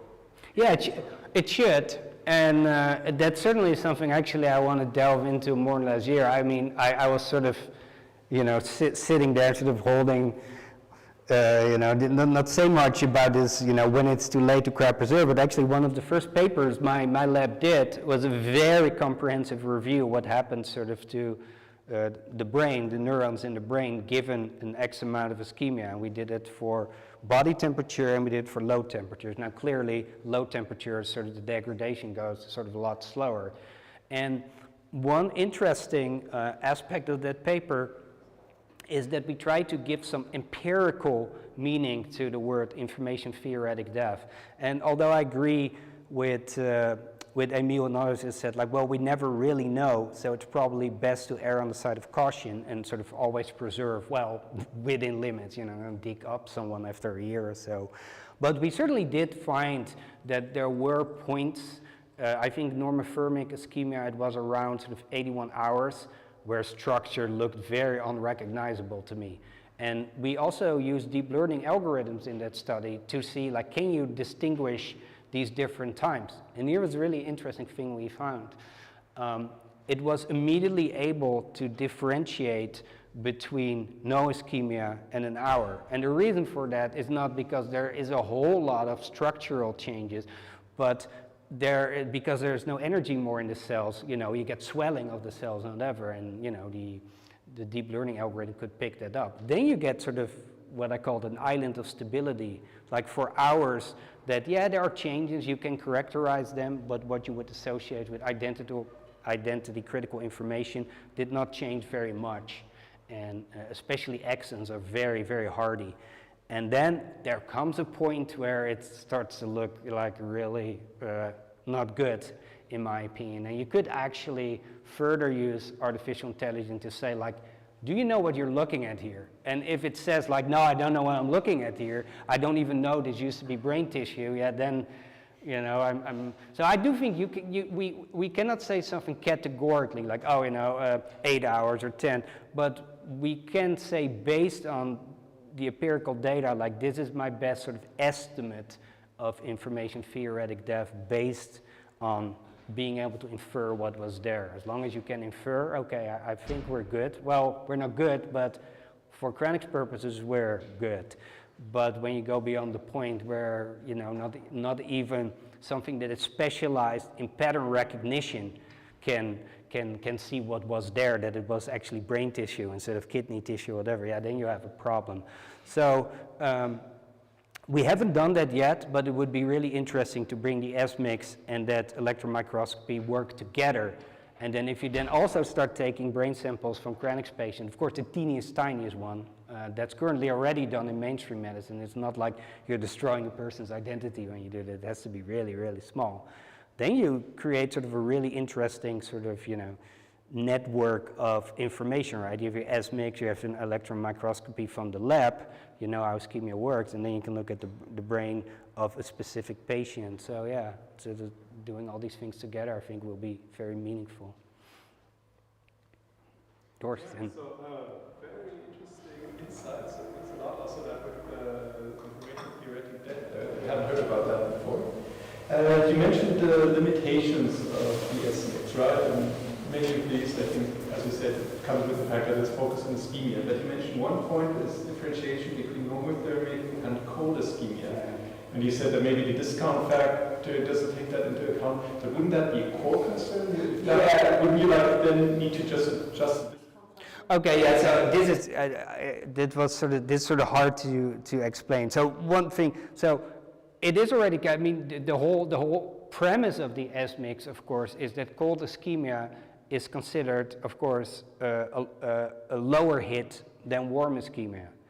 But even, and I hope I'm explaining this well, otherwise it's my fault, but even if you take in that to account, you sort of transform warm ischemia in the equivalent cold ischemic time and the other way around, it could still be the case that even if you're applying that, that's called the Q10 rule, right? For every 10 degrees that you go down, metabolism reduces by 50, that normothermic ischemia is still more problematic. So maybe I can give an example. So let's say you calculate that 1 hour of normothermic ischemia is equivalent to X hours of cold ischemia, and then you do an experiment for both time periods and look at perfusion outcomes. You might still find that you have worse results in the normothermic ischemia. So that's sort of that point. I hope that's clearer now.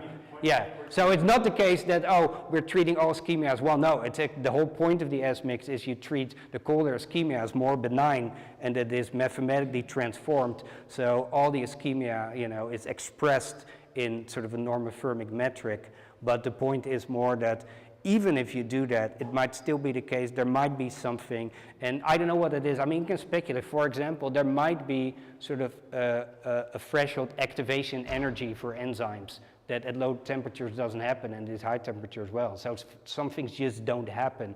And we've seen actually in mainstream medicine, you actually sometimes see this because even if you drop the temperature by even 1 or 2 degrees C, let's say in a stroke victim cardiac arrest, you get benefits that are bigger than the magnitude sort of you would be dropping based on the Q10 rule. So that's sort of, yeah.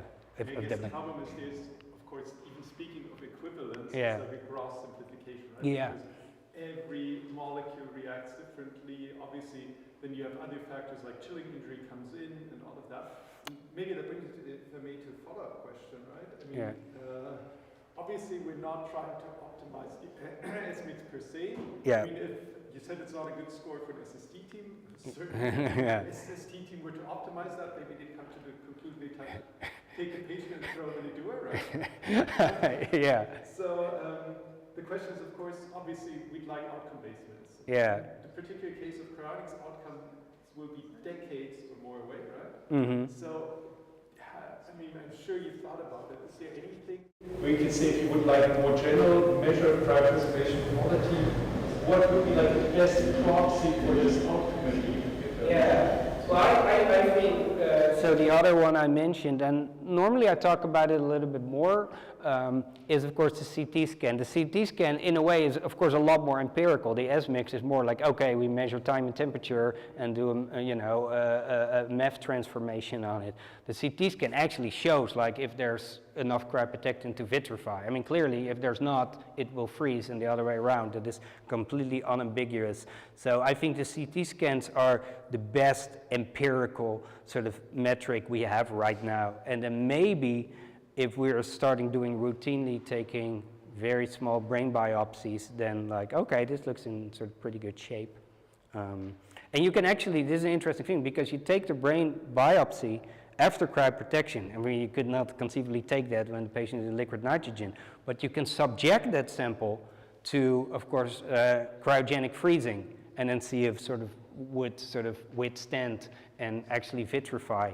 So I think CT scans to me are currently and you see a very strong correlation between CT scans and the type of case, how much ischemia there was, and also in any case where there was good control over, let's call it this way, the circumstances of dying, and that usually is a right to die case. Another example, you have to be very courageous for that, the Fred Chamberlain case at Alcor was a very good outcome, at least relatively speaking to what we have, but he voluntarily abstained from food and water, but sort of really accelerate the decline. But typically these cases where we see where there is control over the dying phase, or even when it goes really quickly, have relatively good CT scans. So I hope that answered some of your... A quick comment on what Thorsten says. Yeah. So I'm assuming that we've had a discussion before that a measure like this perhaps has a risk of abuse of that, because at some point, perhaps, let's assume that various cryonics organization would calculate metrics on the cases based on an imperfect measure, and all measures are imperfect. Right. And then there's a risk of such a measure becoming so we need to be aware about that at some point. Yes. We need not to forget that all of those measures would have limitations, and then, you know, Yeah. there might be in a competition situation some situation where one cryonics organization say, well, our average Cmax score is this and this, and we are better than the other one. That doesn't necessarily mean some. Well, yes, I think it's a really Point, and I think it also raises the question sort of how do you craft case report and how do you present data.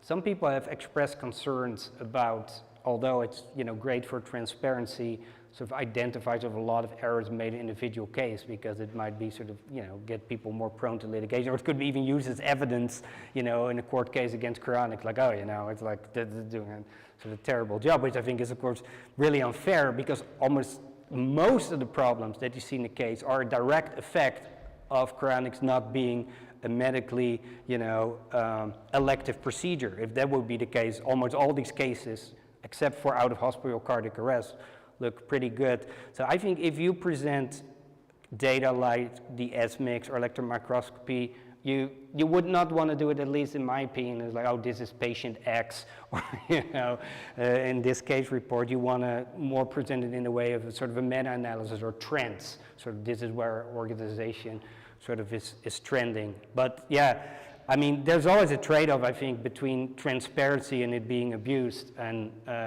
I must say, I mean, Elcor sometimes have been sort of the victim of their own, and I mean it more as a compliment, but their desire for transparency, and to people, oh, you made this mistake, and it's discussed all over the internet. It's like, well, that's easy to say, but there might be cryonics organizations that never publish anything in detail, So, but yeah, it's a trade-off that needs to be really sort of weighed carefully. About this, to do it scientifically correct, each measurement or even the S-mix analysis, in the ideal world, you would try to estimate an uncertainty, even if it's sometimes very difficult, and then have on this result also an uncertainty which you can also give and make it public to just show people that we do serious science, and we have also, of course, our uncertainties, and we also assign this to this measured number. So just if possible, I don't know, it might be very difficult, but I mean, inside really science, if you publish something, it's also always serious to try to assign some uncertainty to your result, so to say. Yeah. Well, to that actually, that's kind of interesting. I mean, sometimes cryonicists could be better in taking credit for things that we were doing before sort of it was validated in the mainstream. I mean, you see it with organ procurement nowadays. That's sort of the way they sort of stabilize these patients, very similar to what we're doing. Some of the organ preservation solutions that have been pioneers in the last couple of years, you can almost track back to the MHP2 that Elcor was validating in the past. The S-mix is also completely compatible with forensic science. First I thought maybe there might be a metric like that, but there was not.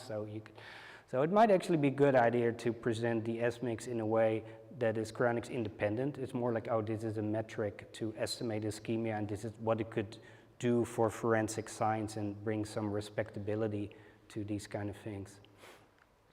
Ben Best. I thought you were raising your hand. No, I didn't really know. Oh, okay. Maybe you were just stretching. Well, anyway. Is there still anything else? Oh, okay, let's see. Yeah. This might be a beginner question, but I'm curious about so much of what is happening here in the preservation phase initially seems to replicate what we do in like emergency medicine, right, to stabilize and do we know that, but this is a very different situation, and I'm curious if there are alternative approaches that have been explored that will produce stability in the tissue, that preserves the cells and proteins inside. Look at it less like this. Can there be alternative ways to stabilize the patient that does not require pulmonary resuscitation, like acids, for instance? Could you circulate something that stabilizes the ischemic processes, for instance, and so on?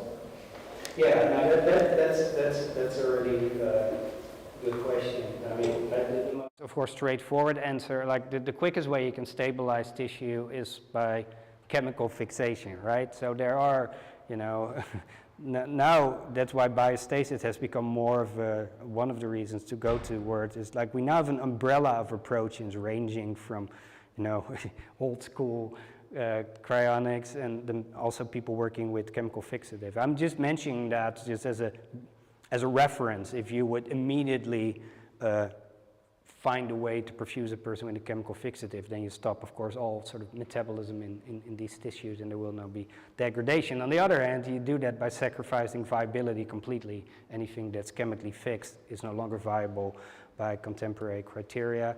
So in my opinion, chemical fixation also works very poorly in very ischemic cases because the fixative will cross-link the blood, and that's the last thing you want.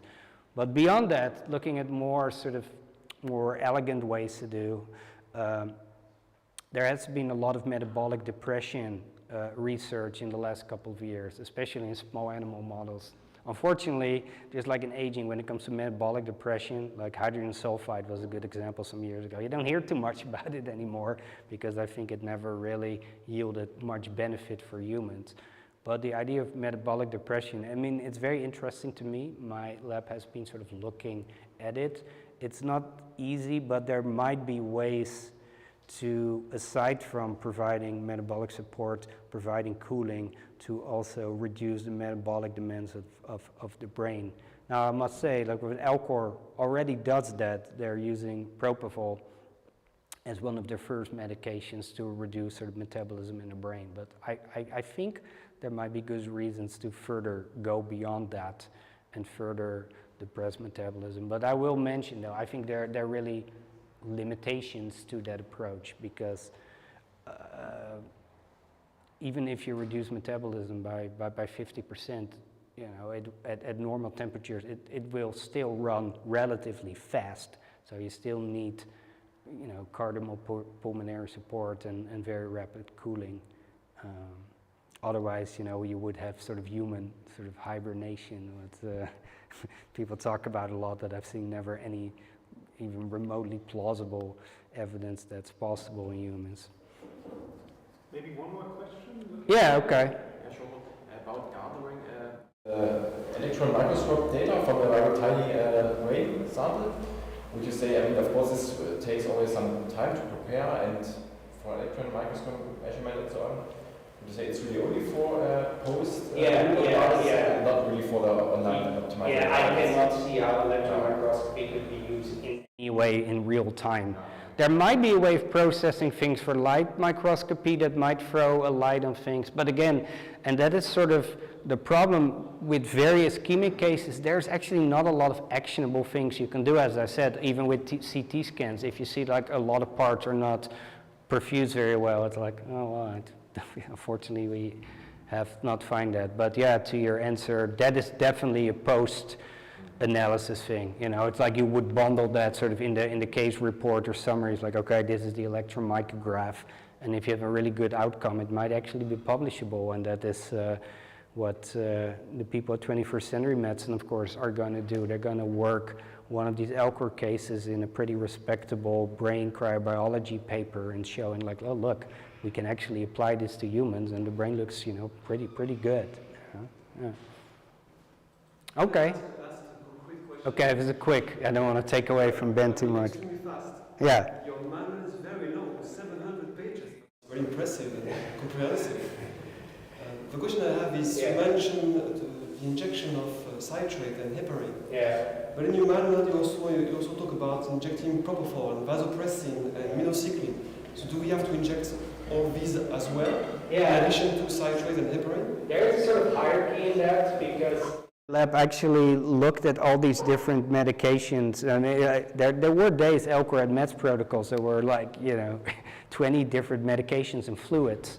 And, you know, I'm not saying that they didn't work, but the research that we did is look like if we induce a certain amount of ischemia and then administer this medication, sort of do we get a benefit out of it? And there were only 2 medications that really moved the needle, and that was heparin and sodium citrate. And sodium citrate in particular, that has now, is generally perceived by sort of cryonics researchers to be the most potent cryonics assisting medication. And I should warn that unlike heparin, it cannot be administered pre-mortem. It's really great if you can persuade a hospital or a hospice to administer heparin pre-mortem. Don't do that with citrate because it binds with calcium and it immediately will stop the heart. So it's not something you want to be responsible as a cryonics organization. Yeah, depressors I think are just good practice when you try to, restore sort of blood flow.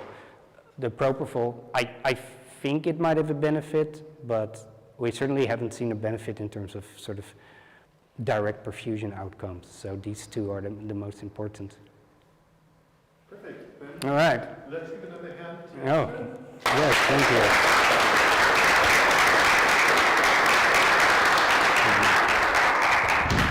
I would encourage people to stand up and shake their body a little bit. Well, maybe that was it. That's why I thought you were asking a question. You were just going to stand up.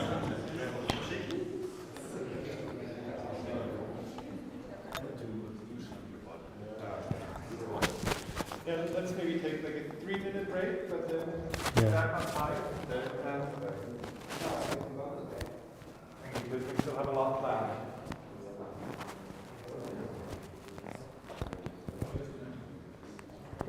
Great you can make it.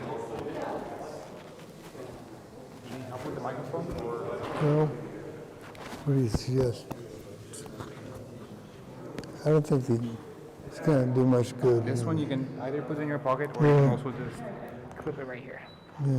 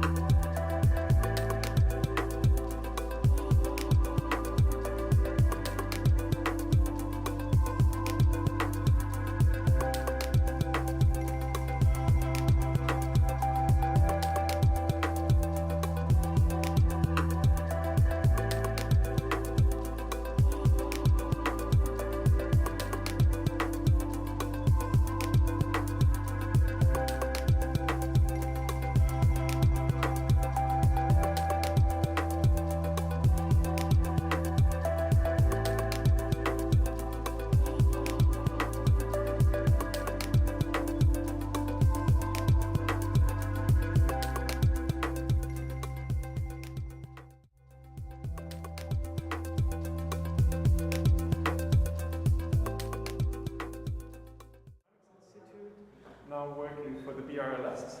And yeah, I really look forward to your presentation. Thanks a lot for being here. Okay.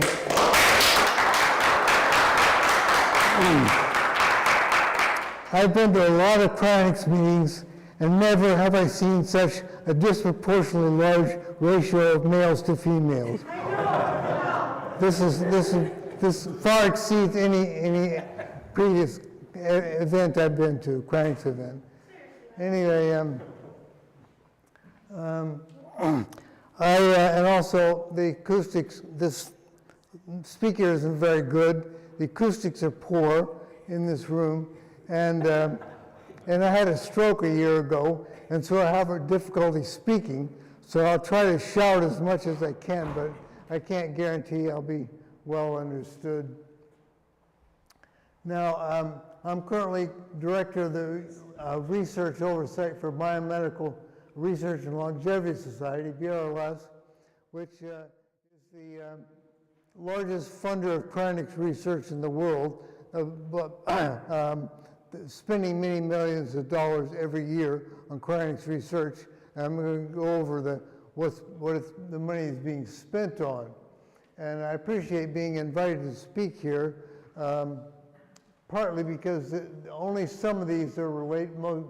Some of these are related to practice, current practice, and some of them are more abstract issues of cryobiology and so forth. So, but anyway, we fund all these areas, and so some of this will be highly relevant to this group, and some of them may be less relevant. So these are all the organizations that we were funding last year, and I'll just go over each one of them in detail. So Suspend Animation, it offers SST services for Alcor Cryonics Institute in the continental United States based on the fly and deploy model. In other words, fly and deploy, they hear about a case in some part of the United States, and they fly there and try to do a standby if they're quick enough, and so forth. And Resurgence Biomedical Sciences is a new organization based in South Florida, and it plans to offer SST services for Alcor and Cryonics Institute beginning in 2004. This is local service only. This is based on Aschwin De Wolf's analysis with his S-mix that over the many years of looking at Alcor cases and analyzing them, that the best cases are local. Fly and deploy is really second best option. If you can have a team right on the scene, that's the best place to be.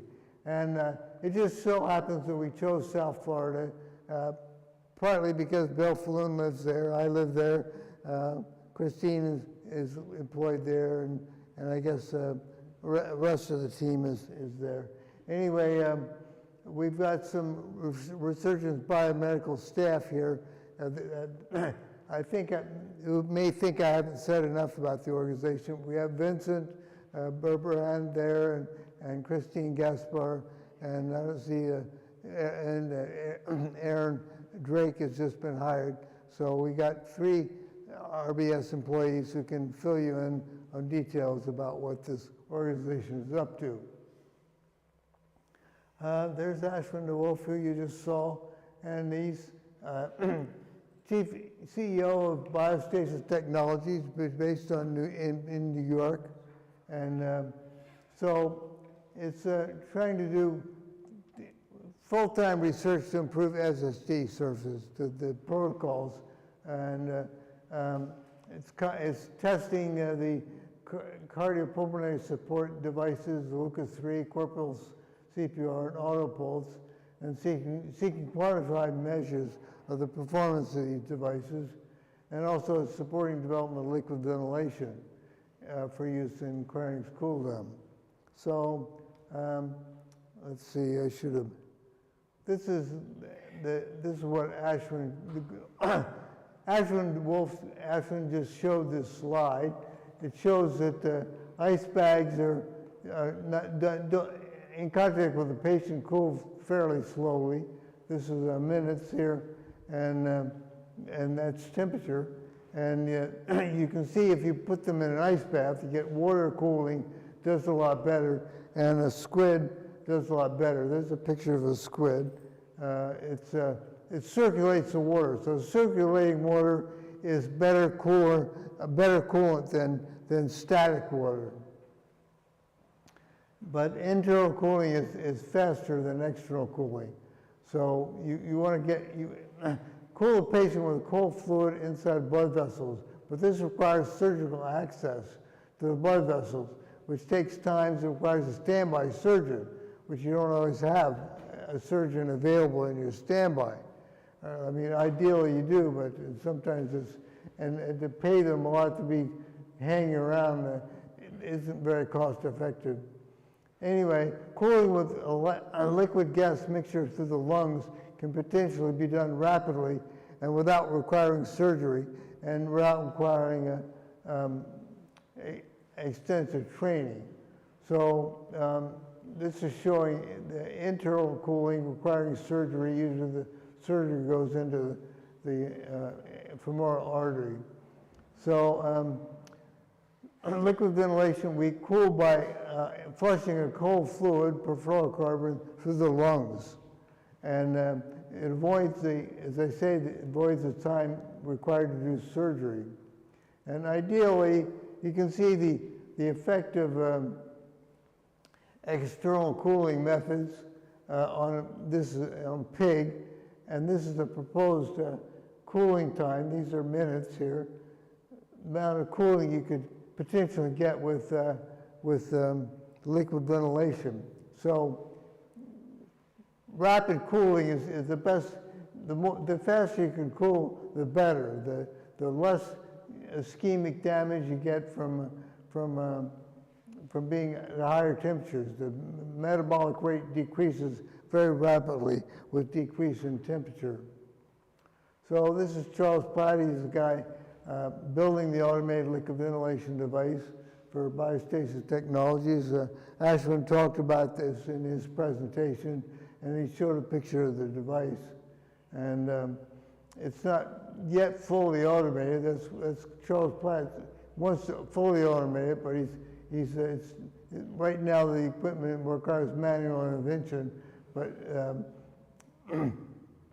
as Aschwin mentioned, we're planning to test on a human cadaver in November. So here's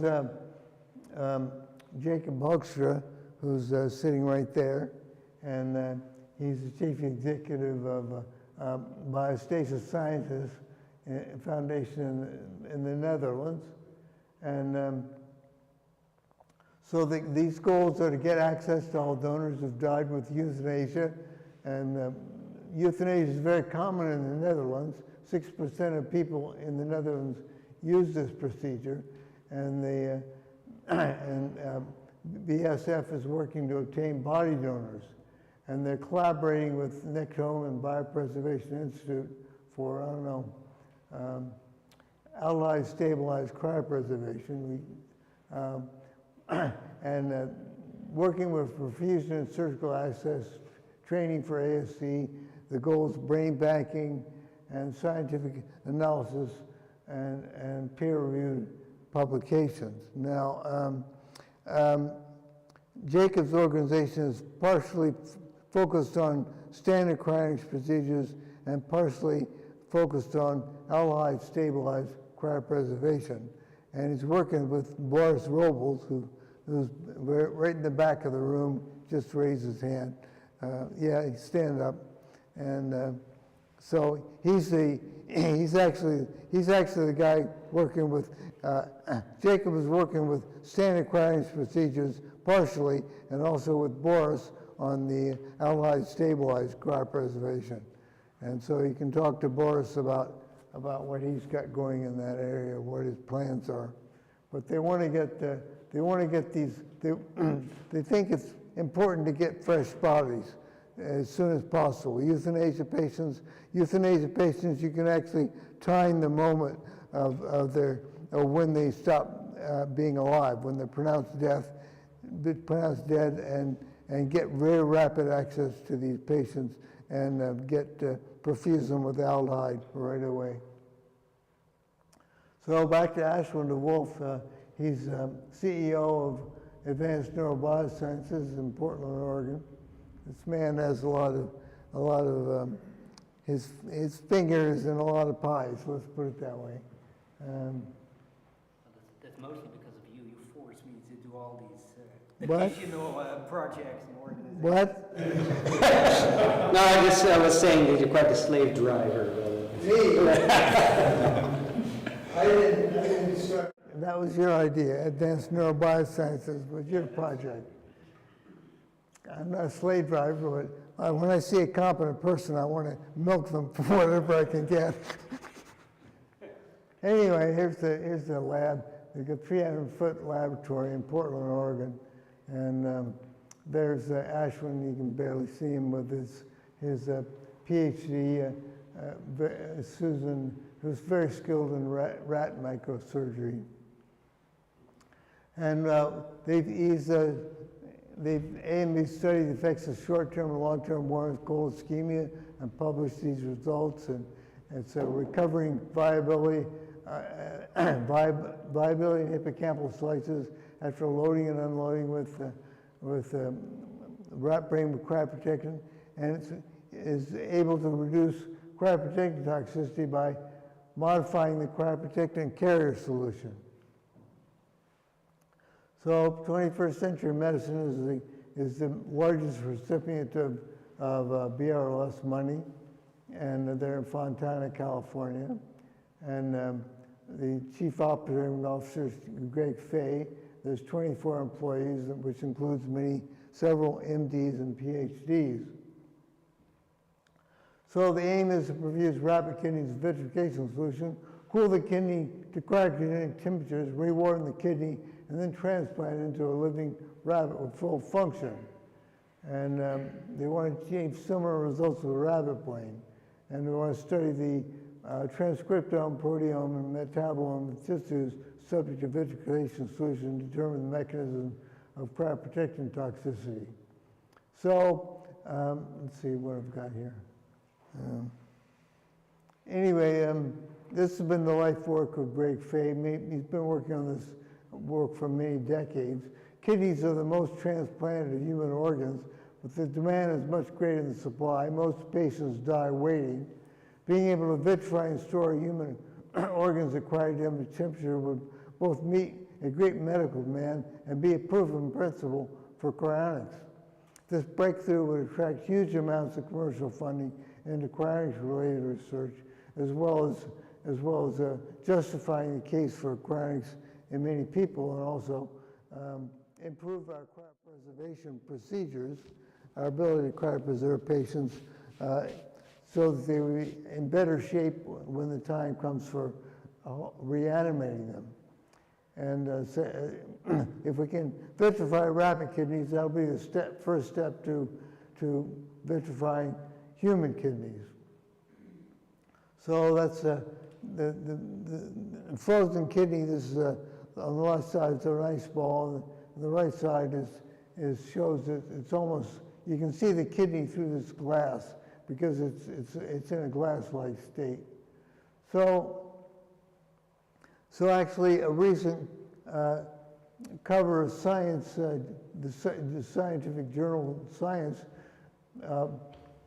noted that a rabbit kidney has been vitrified at the University of Minnesota recently in June. They published this article, and this is a huge breakthrough. I mean, Greg Fay has been working on rabbit kidneys for many years without yet achieving success, and these people at the University of Minnesota was able to do it in rat kidneys. So they reported 5 rat kidneys, storing them at minus 148 degrees Celsius, rewarming them with iron nanoparticles, achieving complete viability and functionality of the kidneys in rats.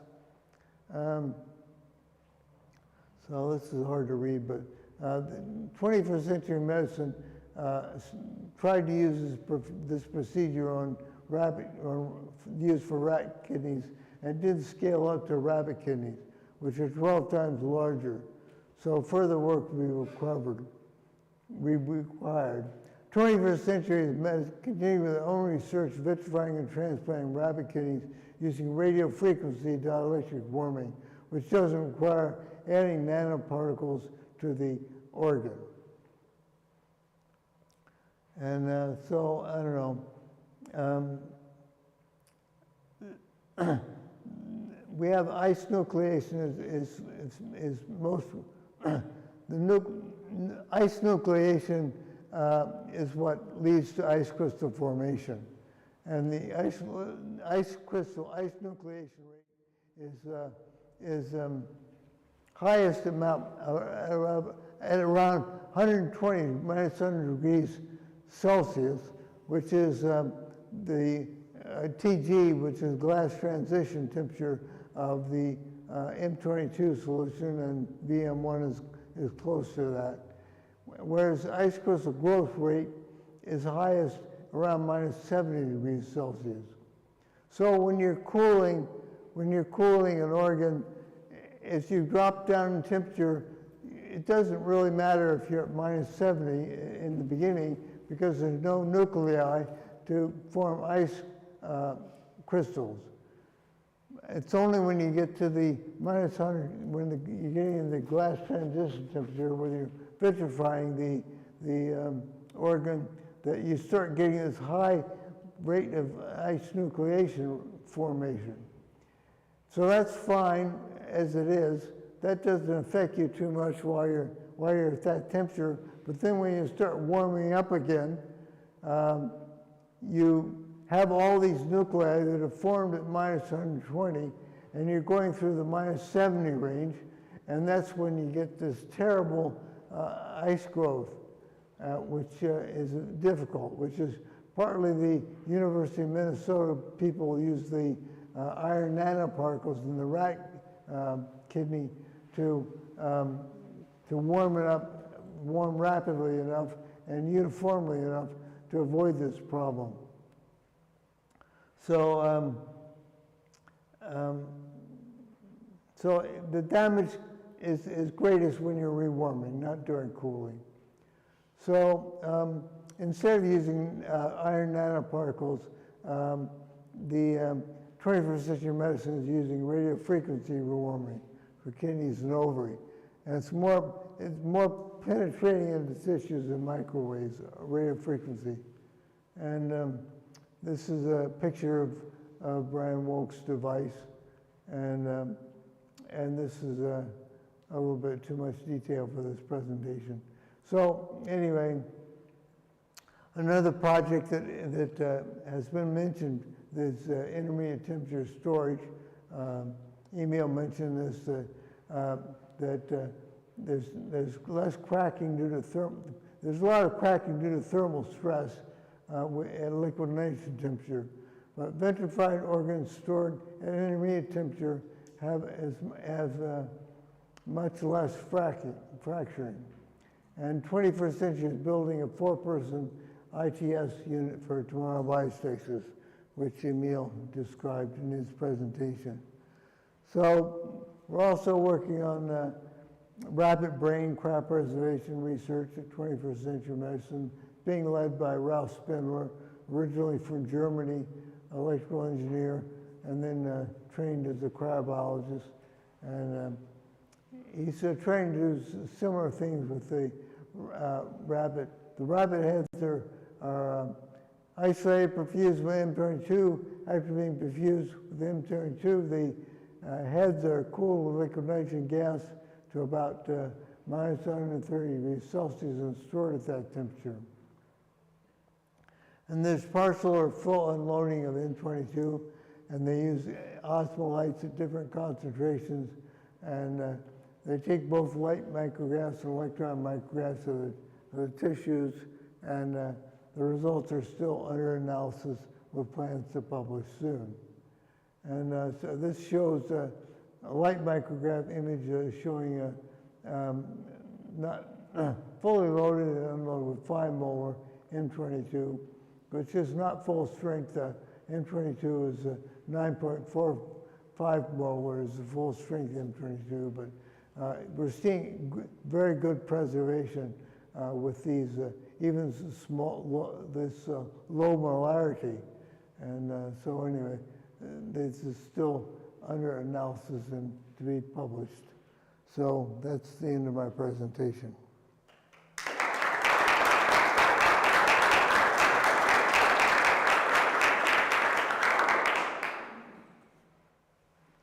So questions?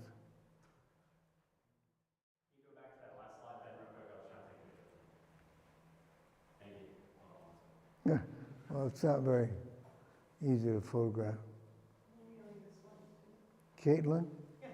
Are there any areas that you think there should be more research in, or should be more developed in, that aren't currently being worked on? Like areas that could benefit from funding, or areas that people aren't doing any research on at this point? Well, one of the big problems and long concerns in the cryonics community has been the ability to think a person is close to dying or has died unobserved, say in their sleep or whatever. And there's been, I went to an Alcor conference in the 1990s in which they were saying all these detection devices would be available soon, and we don't have to worry about that. I mean, Apple Watch. I've got an Apple Watch, and you know, you can see whether it gives you warnings if you're having AFib or something like that. But you really need a device that will give notification. You know, like detect that a person's heart rate is getting close to fatal levels, and send an alarm to, I don't know, to some alarm registering agency, and eventually the cryonics organization, that this person is dying, close to death, and so forth. And so the person doing the most work on this is my mind's going blank. What? Nikki Olsen. And I've encouraged, and she's working on a device that I think she's got more capability of developing this device than anyone else. I don't think anyone outside of the cryonics community is properly motivated to do this. I've seen a lot of devices aimed at people wanting to monitor their elderly patients and knowing whether elderly patients are in good shape or in bad shape. But that's getting close to what we want, but it's not precisely what we want. And I think the FDA has been a big barrier to this issue. But anyway, I've encouraged Nikki to apply for funding this fall, and I hope she does. I also want to address your question. It really does depend on what aspect of cryonics you're talking about. Every aspect of cryonics needs work: logistical, social, you know, the family, the actual SST, the actual, how do we get to the people that are going to get them on time? How do we connect with professionals and volunteers? I mean, it just depends on, I guess, what your area of interest is, because every aspect of cryonics needs work, every single one. So, I mean, I love the question because it really does invite that conversation for everybody that, you know, there's a role to play for everybody in this. And it's not just, like, science is incredibly important, but it all falls apart if you can't get to a person on time, or if the family interferes, or if, you know, the law interferes. So, you know, the question, I just want to open that up and say, you know, we're open to, just like at RBS, we're open to examining those questions in greater depth, absolutely. Thank you. I have a question from the live chat from Raymond Briscoe. He's saying, "Dear Ben, could you please tell us the reference of the graph you showed about relevant temperatures for ice accretion and ice growth? What? Would you like to repeat? He wants me to go back to the graph or what? Yes. Could you please tell us the reference of the graph you showed about relevant temperatures for ice? I've got this one, and this one. Is this the one he wants? What? I think he's talking about this one. It's a Brian Woke paper.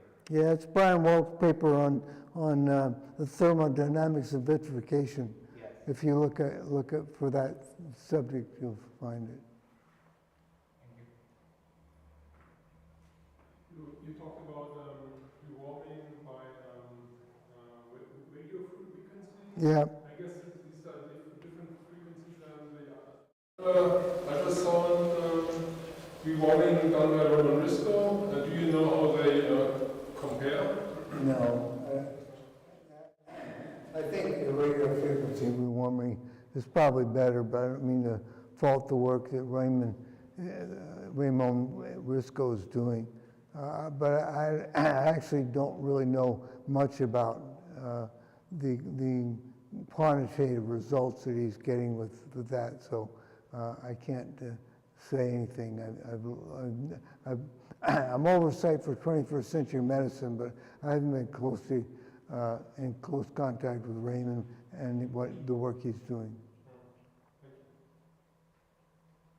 Could you please go back to your last slide, last content slide? Again, I also want to ask one thing about this removal of 22 hertz. It's really, I think, a great and very important effort. And I see that results are still under analysis, but coming soon. But as it's so critical, can I ask what is your current judgment or estimate? Would it be really possible to remove the M22 even from deeper from the tissue? Is it realistic to achieve, or is it? No, I mean, they say loading and unloading. They're loading and unloading. I must say, part of the motive for this research is the Robert McIntyre and his colleague Boris are claiming that we don't get good ultrastructure with conventional cryonics methods, and we're showing that we do get a good ultrastructure, but I guess I can't, because this is unpublished. I can't disclose. They actually asked me not to disclose too much about what they're doing, but I think we'll see this paper coming out by the end of the year. And as I say, we're dealing with both. This is what they're willing to show right now, what they'll allow me to show, and the both electron microscope and ultrastructure, and we do get good preservation. There's also the actually, in addition to this work that 21st century medicine is doing, Steve Coles was a charity case, so-called charity case. He didn't have the money to fund his cryopreservation with Alcor, and he said, you can, if you cryopreserve, cryopreserve me, neural. You can do, experimental testing and demonstration, and so Steve Coles, he was vitrified, and his brain stored at intermediate temperatures, and they did a lot of took tissue samples of his brain, and did electron microscope analysis of these tissues, and it was the preservation quality was very good, at least in terms of Robert McIntyre saying the preservation quality is not good. This disproves that, and so this paper that's coming out hopefully before the end of the year will include both the Steve Coles result and as well as the rabbit brain experiments, and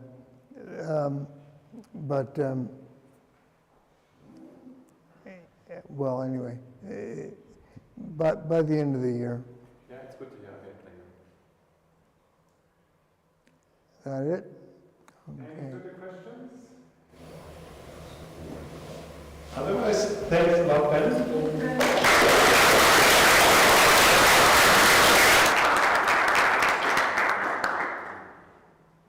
So that brings the morning session to a close. So next thing to do is go for lunch. And supposedly it should stop raining in 10 minutes. So maybe we wait around a bit more and then we walk over to Raffles town to get lunch, which again is self-organized. So basically, yeah, you'll need to cover your own expenses. And thanks a lot, and we'll start getting over hopefully in a few minutes. What time do you want to have? Yes, so quickly, for the people who stay for the workshop, I would say it's around like 1 to 2 hour break, and if you meet around here